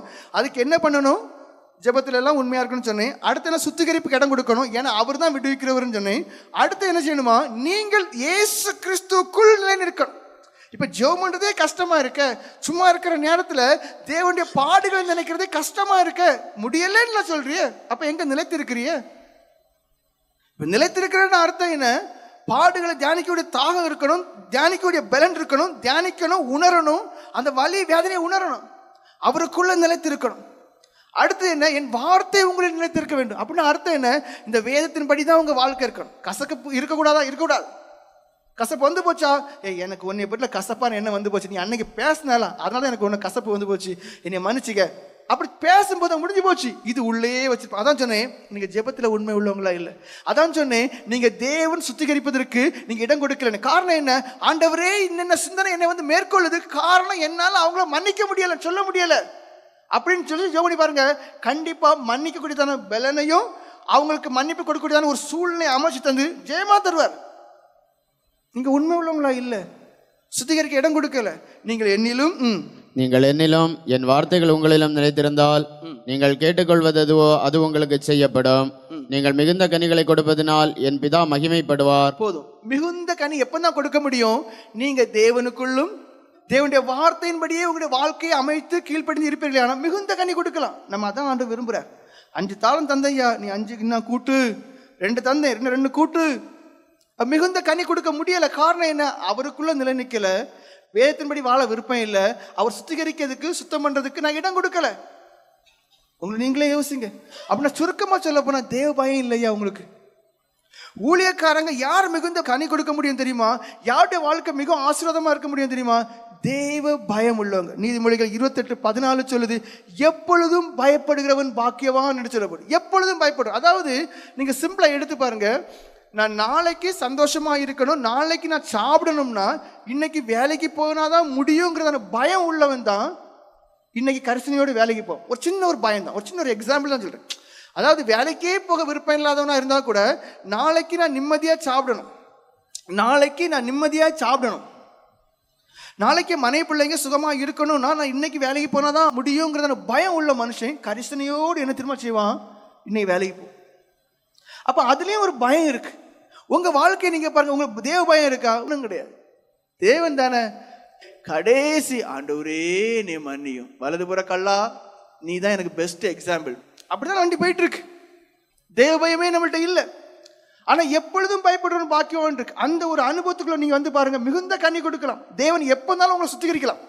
அப்ப சுத்திகரிக்கும் போது இன்னும் நீங்க பாருங்க, இப்ப என்ன ஆகி போச்சுன்னா, ஒரு 5 வருஷம் ஆகும்போது சுத்திகரிக்க இடம் கொடுக்கல, அதுல வள்ளியெல்லாம் கட்டிட்டு வளர முடியல. ஆனா தெரியல, உரம் விடுறோம். இப்போ சுவிசேஷம் மூலம் உங்களுக்கு ஊழியர் கூட்டங்கள் மூலம் பல காரியங்கள் உரம் போடுறோம், தண்ணி விடுறோம், ஆனா வளர்ச்சி மட்டும் காரணம். காரணம் என்ன, பக்கத்திலே ஒரு வள்ளி வளருது, அது இந்த மரத்தை காட்டிலும் பெருசா அது வண்ணம் வச்சுட்டு, அது தெரியல, சுத்தம் பண்ண கொடுக்கல. ஏன்? தேவ பயம் இல்லை, தன்னை கண்டுபிடிக்கல. எப்பொழுதும் பயப்படுறோம் பாக்கியம் இருக்கு. உங்களுக்கு தெரியணும், அதாவது என் நல்ல பெயர் கெட்டு போயிரோங்கிற பயம் உள்ளவங்க தன் வாழ்க்கையில ஜாக்கிரதையா இருப்பாங்க. ஆனா உங்களுக்குள்ளேயே என் நல்ல பெயர் கெட்டு போனா என் ஊழியம் நின்றோங்கிற பயம் இருக்குமே, ஆனா நீங்க போகக்கூடிய இடங்கள்ல, பேசக்கூடிய இடங்கள்ல, ஈடுபடக்கூடிய காரியங்கள் எல்லாத்துலயுமே ரொம்ப ஜாக்கிரதையா இருப்பீங்க. சபைக்கு கெட்ட பேரே வராது. ஆபிரகாமுடைய வாழ்க்கை உங்களுக்கு எல்லாருக்குமே தெரியும். ஆபிரகாமுடைய வாழ்க்கை ஆதியாகமம் 22:2, 22:12 அவனுடைய வாழ்க்கை உங்க எல்லாருக்குமே தெரியும். தேவனுக்கு பயப்படுற மனுஷன் மகனை பலியிட சொன்னார், மகனை பலியிட துணிஞ்சிட்டார். அப்பதான் ஆண்டவர் சொல்றாரு, நீ எனக்கு பயப்படுறவே. நீ அந்த மனுஷனுடைய வாழ்க்கையை பாருங்க. அந்த மனுஷனுக்கு ஆண்டவர் நிறைய வார்த்தைகளை கொடுக்கிறார், வாக்குத்தத்தங்களை கொடுக்கிறார், ஆசீர்வாதங்களை கொடுக்கிறார். அப்போ தேவனுக்கு பயப்படுறதுனால நீங்க ஒன்றும் குறைஞ்சு போறது கிடையாது. அதான் நான் சொல்ல வரேன்.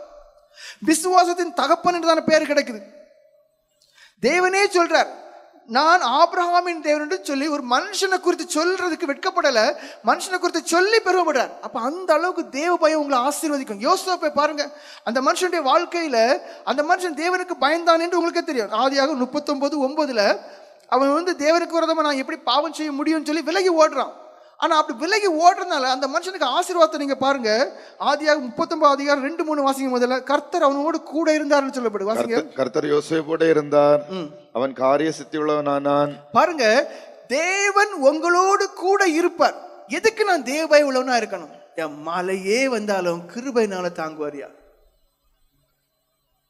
பெருவெள்ளம் தான் வந்தாலும் தேவ பக்தி உள்ள ஜனங்களை காப்பாற்ற வேதத்துல இருக்கு. எதுக்கு தேவ பயத்தோட காணப்படணும்? உங்க வாழ்க்கையில வீழ்ச்சி இருக்காது, கர்த்தர் உங்களோடு கூட இருப்பார். அடுத்து என்ன, அவர் கூட இருந்தா அந்த இடத்துல அவனுக்கு காரிய சித்தி தேவை. எந்த ஒரு காரியத்தை சொன்னாலும் இதுக்கு எனக்கு தெரியாதேன்னு சொல்லலாம், சொல்லவே இல்லை. ஆசாரி வேலை தெரியல, பிளம்பிங் வேலை தெரியல, அவன் எந்த வேலை கொடுத்தா அவன் செய்வான். காரணம் என்ன, தேவன் கூட இருந்தார், காரிய சித்தி ஆவி அவன் கூட இருந்துச்சு, எந்த காரியமும் அவன் செய்ய முடியும். ஐயோ அது எனக்கு தெரியல, இது எனக்கு தெரியல, நான் படிப்பு இல்லை, அல்ல அது எனக்கு எக்ஸ்பீரியன்ஸ் இல்லை. அவன் இந்த என்ன வேலை கொடுத்தாலும், ஜெயிலில் என்ன வேலை உண்டோ அது செய்யக்கூடிய காரியசக்தி ஒன்று இருக்கு. ஒரு வீட்டில் ஒரு அரண்மனையில் எப்படி இருக்கணுமோ அது செய்யக்கூடிய காரியசக்தி ஒன்று இருக்கு. நாட்டையே கொடுத்துட்டார் ஆண்டவர், அது செய்யக்கூடிய காரியசக்தி இருக்கு. ஒரு டிகிரியும் கிடையாது, ஒரு பட்டமும் கிடையாது, ஒன்றும் கிடையாது. அதுதான் கிருபை, அதுதான் தேவனுடைய பலன். இதுக்கு தான் சொல்றது, எனக்கு ஒன்றும் தெரியாது நீங்க சொல்றீங்களா, ஒண்ணுமே இல்லை. ஆனா செய்ய வேண்டிய ஒண்ணே ஒன்று, பாவத்தை விடுங்க, தேவ பயத்தோடு இருங்க, தேவன் கூட இருப்பாருன்னு இருக்கு. தேவன் ஒரு மனுஷனோட கூட இருக்கும்போது எல்லாமே வாய்க்க பண்ணுவார். 23 வசனம் வாசிங்க. கர்த்தர் அவனோடு இருந்தபடியினால் அவன் எதை செய்தானோ அதை கர்த்தர் வாய்க்க பண்ணினபடினாலும் போதும். இதான் முக்கியம். தேவையும் உள்ளவங்களா இருக்குன்னு சொன்ன காரணம் என்ன? திரும்ப திரும்ப சொல்றேன், உங்க கூட ஆண்டவர் இருப்பாரு. தெரியாதுன்னு சொல்றதுக்கு ஒண்ணுமே இல்லை. அந்த நேரத்துல காரியத்தின் ஆவியை தருவாரு. செய்யறது எதுவானாலும் வாய்க்க பண்ணுவார். ஆச்சரியமான ஒரு காரியம். நீங்க எது செய்தாலும் அதை வாய்க்க பண்ணுவார். பயப்படுங்க, பயப்படுங்க. ஆசீர்வாதத்துக்கு மேல ஆசீர்வாதம் தருவார், ஆசீர்வாதத்துக்கு மேல ஆசீர்வாதம் தருவார். சங்கீதம் 25:12-15 வரைக்கும் வாசிங்க. அது கர்த்தருக்கு பயப்படுவர்களுக்குன்னு சொல்லி தேவன் வச்சிருக்கதான ஆசீர்வாதங்கள். கர்த்தருக்கு பயப்படுகிற மனுஷன் எவனோ அவனுக்கு தாம் தெரிந்து கொள்ளும் வழியை போதிப்பார். பாருங்க, ஆசீர்வாதத்தை எண்ணி பாருங்க. முதல் ஆசீர்வாதம் என்ன? ஐயோ எனக்கு அது எப்படி பண்ணணும், இது எப்படி பண்ணணும்னு தெரியல, தேவனுடைய வழிநடத்தல் இல்லை, இதுக்கு இது பண்ணா கொள்ளாமா, அப்படி பண்ணா கொள்ள இல்லை. நீங்க தேவனுக்கு பயந்து பாருங்க, வழியை போதிப்பார். இன்னைக்கு என்ன செய்யணும், இன்னைக்கு என்ன செய்யக்கூடாது, எப்படி இருக்கணும், இதெல்லாம் வேத வசனையா. சோதிச்சு பாருன்னு ஆண்டவர் சொல்றார். என் வசனத்தை நீ சோதிச்சு பாருன்னு சொல்றார். அப்போ உங்களுடைய வாழ்க்கையில நீங்க தேவபயம் உள்ளவர்களாய் மாறி சோதிச்சு பாருங்க. ஆண்டவரே, என் வாழ்க்கையில வழி நடத்தல இல்லை, நான் தேவையில்லாம குற்றம் குறைகளை மாற்றேன். காரணம் உனக்குள்ள இருக்கிற பாவம். தேவபயத்தோடு இருந்து பாருங்க, வழியை போதிப்பார். அவன் ஆத்துமா நன்மையில் தங்கும். இதை விட பாக்கி என்ன இருக்கு? ஆத்துமா இல்ல இருக்கக்கூடிய இருள் நீங்கி பரிசுத்தம் அடைஞ்சு அந்த ஆத்துமா நன்மையிலே தங்கும். சமாதானம், சந்தோஷம், ஆறுதல் எல்லாம் பெருகி இருக்கும், எல்லாம் பெருகி இருக்கும். அது போக என்ன, சாகும்போது அது மேல போய் இன்னும் விசேஷமா இருக்கும். ஆத்துமாக்கு எவ்வளவு பெரிய விடுதலை பாருங்க. அவன் சந்ததி பூமியை சுதந்தரித்துக் கொள்ளும். கர்த்தருடைய ரகசியம் அவருக்கு பயந்தவர்களிடத்தில் இருக்கிறது. ரகசியம் அநேக காரியங்களை உங்களுக்கு வெளிப்படுத்துவார், அநேக காரியங்களை சொல்லி தருவார். தெரியாதுன்னு மட்டும் சொல்லாதுங்க, எல்லாம் உங்களுக்கு உணர்த்துவார், உங்களுக்கு உணர்த்துவார். உள் இறுதியங்களை அப்படியே உணர்த்தி வழி நடத்துவார். ஆசீர்வாதம். தேவனுக்கு பயப்படு. அவர்களுக்கு தம்முடைய உடன்படிக்கையை தெரியப்படுத்துவார். என் கண்கள் எப்போதும் கர்த்தரை நோக்கி கொண்டிருக்கிறது, அவரே என் கால்களை விலைக்கு நீங்களாக்கி விடுவார். யாராவது மறைமுகமா கண்ணி வச்சா கூட அவருடைய கிருபையினால நம்ம தாங்குவார். வேதம் ஒன்னும் உங்களை மேற்கொள்ள முடியாது. தேவனுக்கு பயப்படுற மனுஷனுக்கு அவ்வளவு ஆசீர்வாதம் இருக்கு.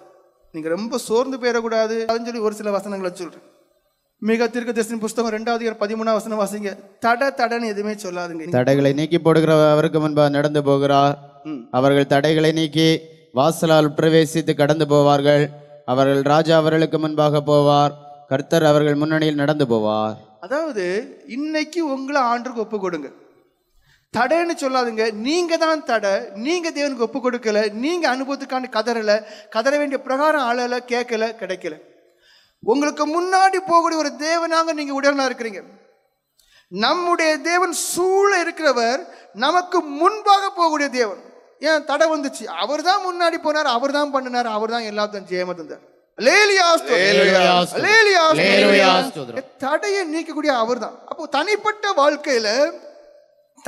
வாழ்க்கையில என்னுடைய வாழ்க்கையில செங்கடல் இருக்கு. செங்கடல் எப்படி பிளந்து நான் நடந்து போக முடியும் அப்படின்னு அர்த்தம் என்ன? நான் மற்றவங்க எல்லாரும் காட்டில ரொம்ப பலவீனு, ஆனாலும் ஊழியத்துக்கு அழைப்பிற்கு வந்திருக்கேன். அப்போ இந்த செங்கடல் மாறுமா? மாறும். செங்கடல் எங்கேயாவது வெட்டங்கரையா மாறுமா? மாறாது. தண்ணி எங்கேயாவது சோறா இருக்குமா? மாறாது. ஆனா அழைத்த தேவன் தரக்கூடியவர். ஏன்னா அவர் முன்னாடி போகக்கூடியவர். சார், செங்கடல் தான் கடந்துட்டேன், அடுத்த பாலைவனம் அதுலயும் கூட இருந்தார். அடுத்த பார்த்தா என்ன வந்துட்டு? யோர்தான் நதி, சுத்தம். இதை எப்படி கடந்து போறது? தடையா இருக்க. அவர் முன்னாடி போகிறாரு, ஆசரை கால் படுது, டக்குன்னு திறக்குது. அதையும் தாண்டியாச்சு, அடுத்த வந்து நிற்குது மதில். தண்ணியெல்லாம் நினைச்ச முடியும், உங்க தேவனால கடத்தி கொண்டு வர முடியுது. போட்டு தந்துட்டாரு, கடத்தி வந்துட்டீங்க. இப்போ பாரு, கல், பெரிய பாறைகளால் கட்டப்பட்ட கல், பெரிய வீதி, சாதாரண செவரு கிடையாது. ஒவ்வொரு செவருலையும் ஒவ்வொரு வீடு இருக்கு. பெண்றதானே வேஸ்ட் வீடே மேலே இருக்கு. அப்போ ஒவ்வொரு செவரும் அவ்வளோ வீதியான ஒரு இது ஈஸியா இடியாது. எரிகோ மதில், அதையும் உடைச்சு தட்டினார். அப்ப தடை எதுவானாலும் சரி, தேவன் உங்கள் முன்னால் போக வேண்டும். இதான் முக்கியமான கருத்து.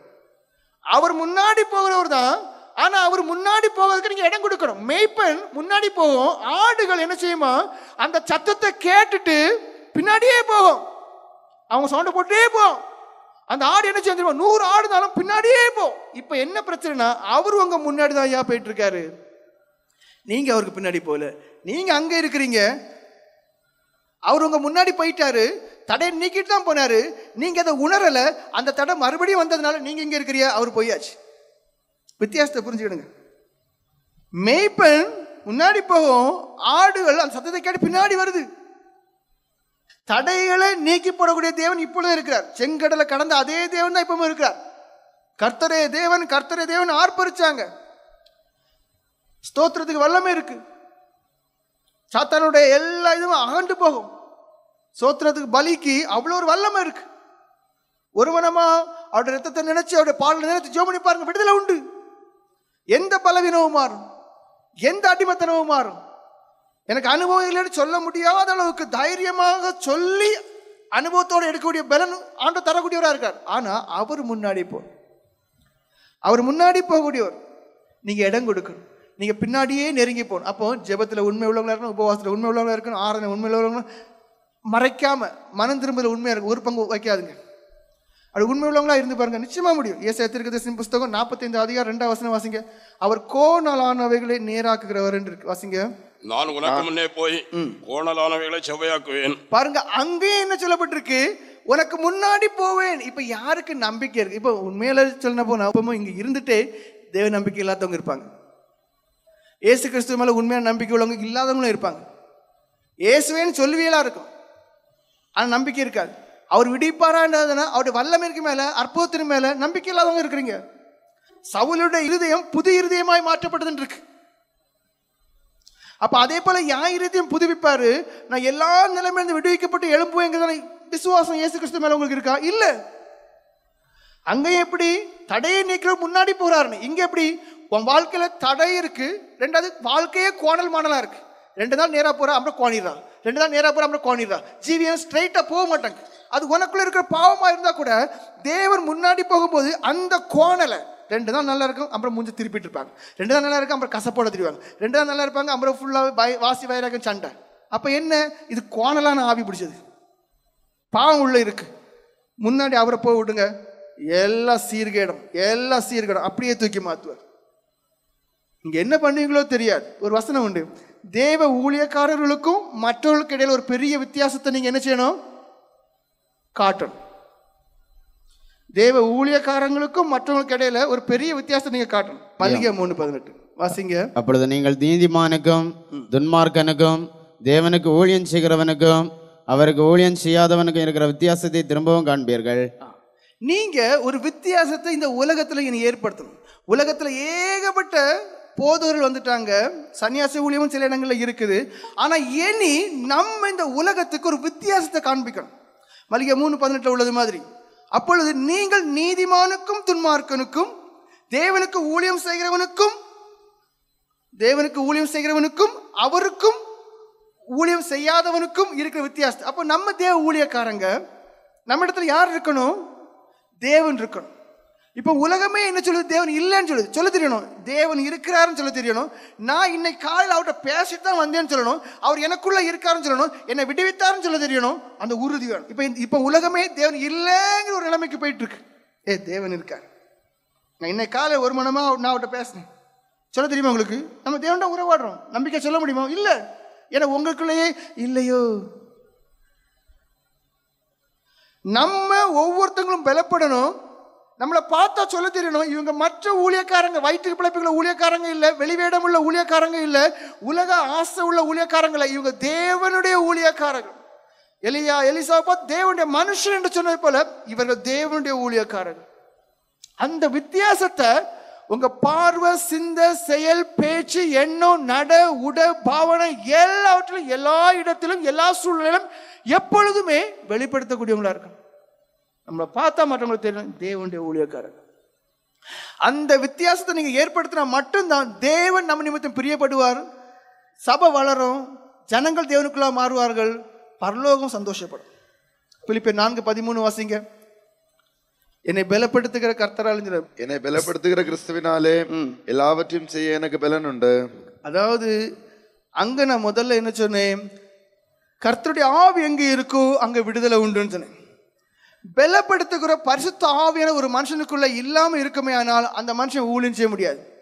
பவுல் அப்போஸ்தலன் சொல்கிறார், எனக்குள்ள ஒரு பலன் இருக்கு, என்னை பலப்படுத்துகிற எனக்குள்ள இருக்கிறார், என்னை பலப்படுத்துகிற கிறிஸ்துவினாலே எல்லாவற்றையும் செய்ய எனக்கு பலன் உண்டு. தேவனுடைய பலன் இல்லாத நீங்க யாரும் தேவனுடைய ஊழியம் செய்ய முடியாது. உங்க ஊழியம் நிற்கும். ஓடுறீங்களா நீங்க சீக்கிரம் நின்றுவீங்க. அப்ப ஒன்னே ஒண்ணு செய்யணும், கர்த்தருக்கு காத்திருங்க. கர்த்தருக்கு காத்திருக்க மனுஷன் புது பலன் அடைவான். அதுக்கு பிறகு ஓடினாலும் அவன் இளைப்படைய போறதில்லை, சோர்வடைய போறதில்லை, அவன் நிற்கிறது இல்லை.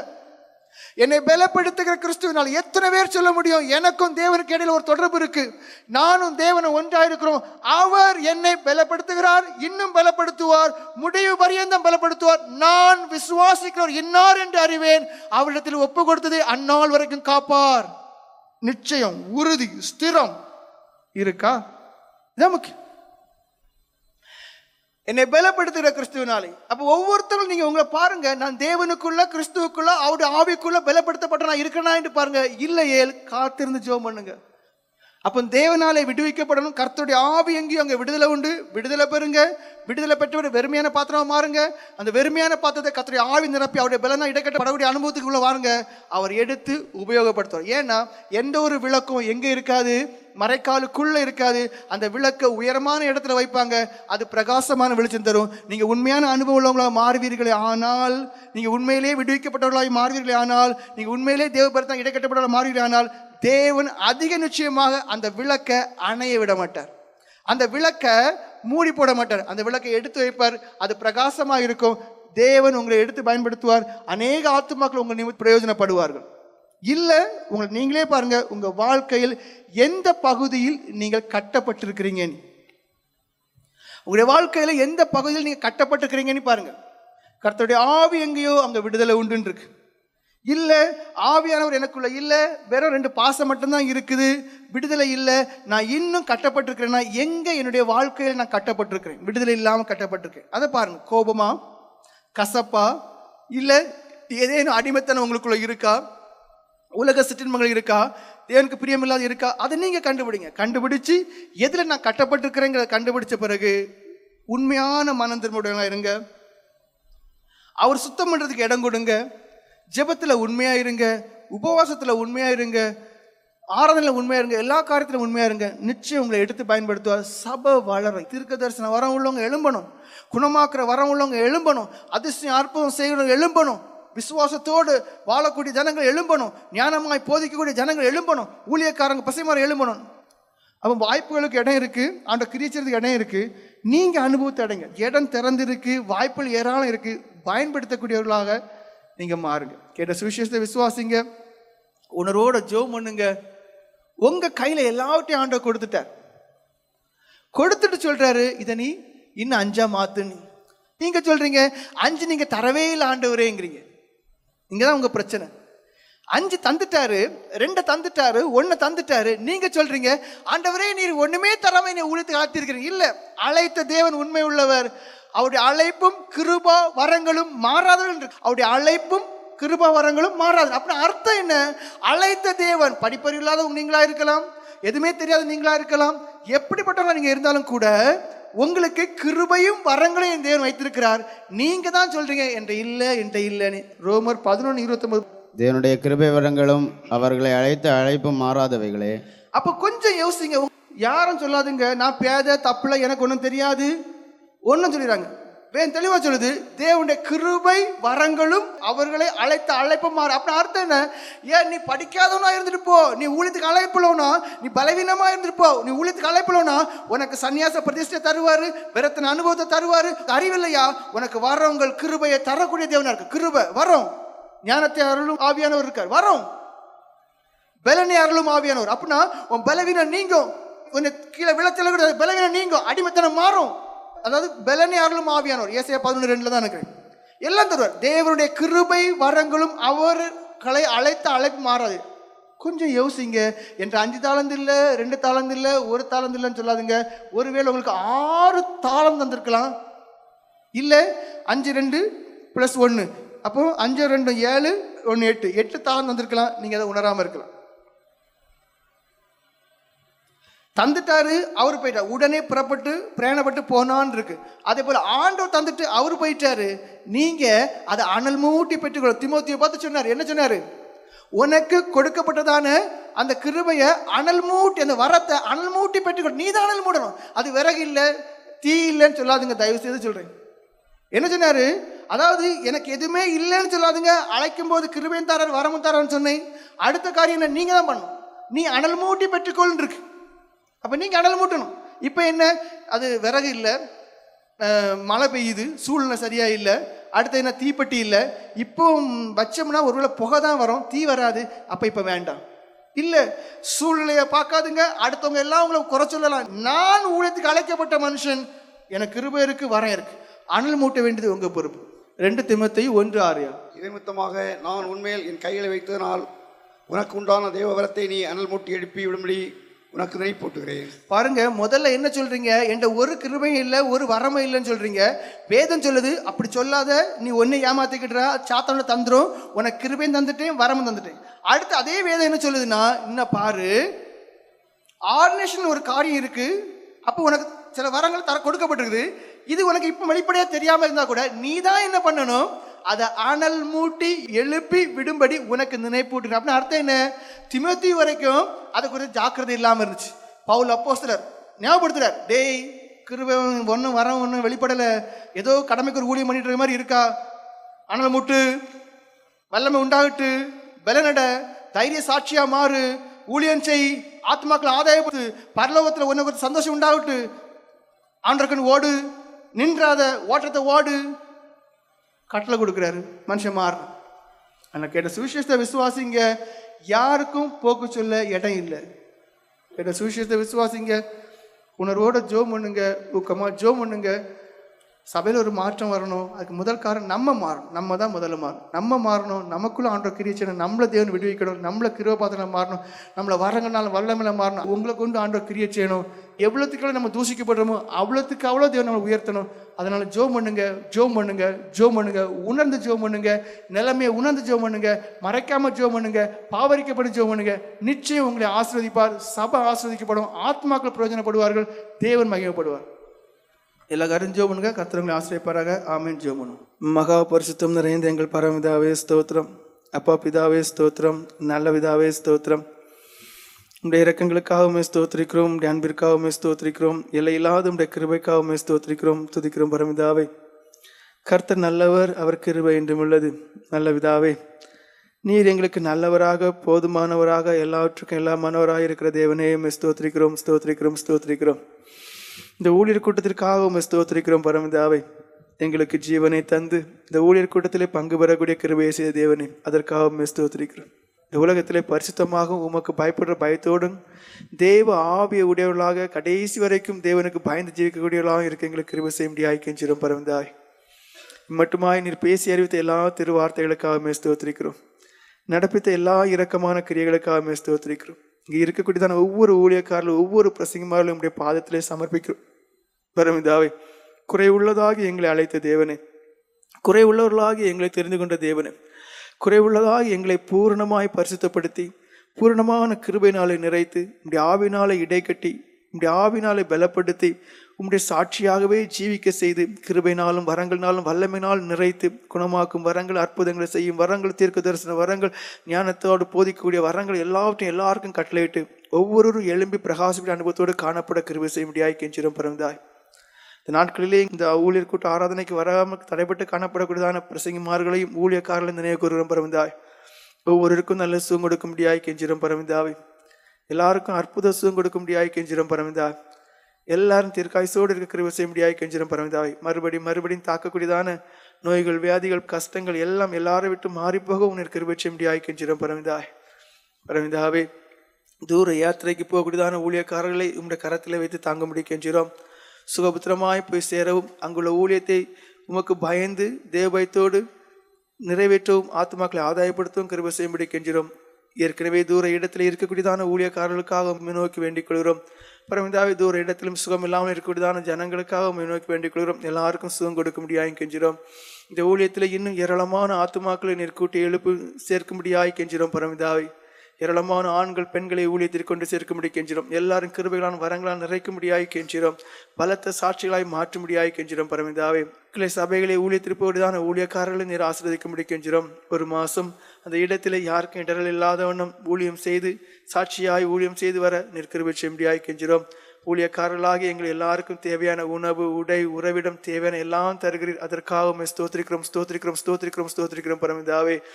இருக்கக்கூடிய எல்லா ஊழியக்காரர்களும் சுகமாக இருக்கும்படி கெஞ்சிரோம். இனிமேல் எங்களுக்கு மரண பயம் எங்களை தாக்காது காக்கும்படியாய் கெஞ்சிரோம் பரமிதா. இப்படிப்பட்டதான நெருக்கங்கள், உபத்திரவங்கள், சோதனைகள், போராட்டங்கள், மற்ற மனுஷர்களுடைய உதவிகளை எதிர்பார்க்கக்கூடிய நிலைமைகள் எதுவும் எங்களை அணுகாது எங்களை காக்கும்படியாய் கெஞ்சிரோம் பரமிதாவே. நல்ல விதாவே, சபைக்கு வரக்கூடியதான ஜனங்கள் மற்றும் விசுவாசிகள் இரு குடும்பங்களை ஆசீர்வதிக்கும்படி கெஞ்சிரோம். மனைவி, புருஷர், பிள்ளைகள் எல்லாரும் ஆசீர்வாதமாக சுகம்புல ஆரோக்கியத்தோடு இருக்க கிருபை செய்தாலும், ஒருடைய கையின் பிரயாசங்களை ஆசீர்வதித்தாலும், ஒவ்வொரு குடும்பங்களில் கண் பாரங்கள் மாற கிருபை செய்தாலும் உலகத்திற்காக ஜெபிக்கிறோம் பரமிதாவை. இந்தியா தேசத்திலே அங்கே பல்வேறு விதத்திலே உயிரிழப்பு ஏற்படுவது அறிகிறோம் பரமிதாவை. உலகத்திலே யுத்தங்கள் நடக்கிறது பரமிதாவை. எத்தையோ ஜனங்கள் உயிர் பயத்தோடு காணப்படுறார்கள். இந்த தேசத்தில் இருந்து, இந்தியாவில் இருந்து சபைக்கு வரக்கூடிய ஜனங்கள் பரமிதா யுத்தங்கள் நடக்கக்கூடிய தேசத்திலும் அதற்கு அருகாமையுள்ள தேசத்தில் இருக்கிறார்களே பரமிதா, எல்லாரையும் பாதுகாக்கும்படி கெஞ்சிரோம் பரமிதாவை. உயிர் சேதங்கள் எதுவும் வராது, ஆபத்துகள் அணுகாது காத்தலும், யுத்தங்களும் முடிவடையும், அமைதியும் சமாதானமும் உலகத்திலே உண்டாகும். இயேசுவே மெய்தான அறிந்து கொள்ளத்தக்கவாறு நீர் உலகத்திலே கிரியை செய்யும்படியாயும் கெஞ்சிரோம் பரமிதாவை. நல்ல விதாவே, இனி வரக்கூடியதான நாட்கள், நேரங்கள், நிமிஷங்கள் எங்கள் எல்லாருக்கும் நீர் சுகம்பலம் ஆரோக்கியம் தரும்படி கெஞ்சிரோம். நாங்கள் எல்லாரும் தீர்க்காய்ச்சோடு இருந்து இனி வரக்கூடியதான ஊழியர் கூட்டத்திலே பங்கு பெற கிருபை செய்தலும் பரமிதாவை. இனி இருக்கக்கூடியதான ஆராதனைகளிலும் நீர் வல்லமை அதிகாரத்தோடு கிரியை செய்யும்படி கெஞ்சிரோம். அடியார் தரக்கூடிய ஆகாரத்தை நீர் ஆஸ்வதிக்கும்படி கெஞ்சிரோம்.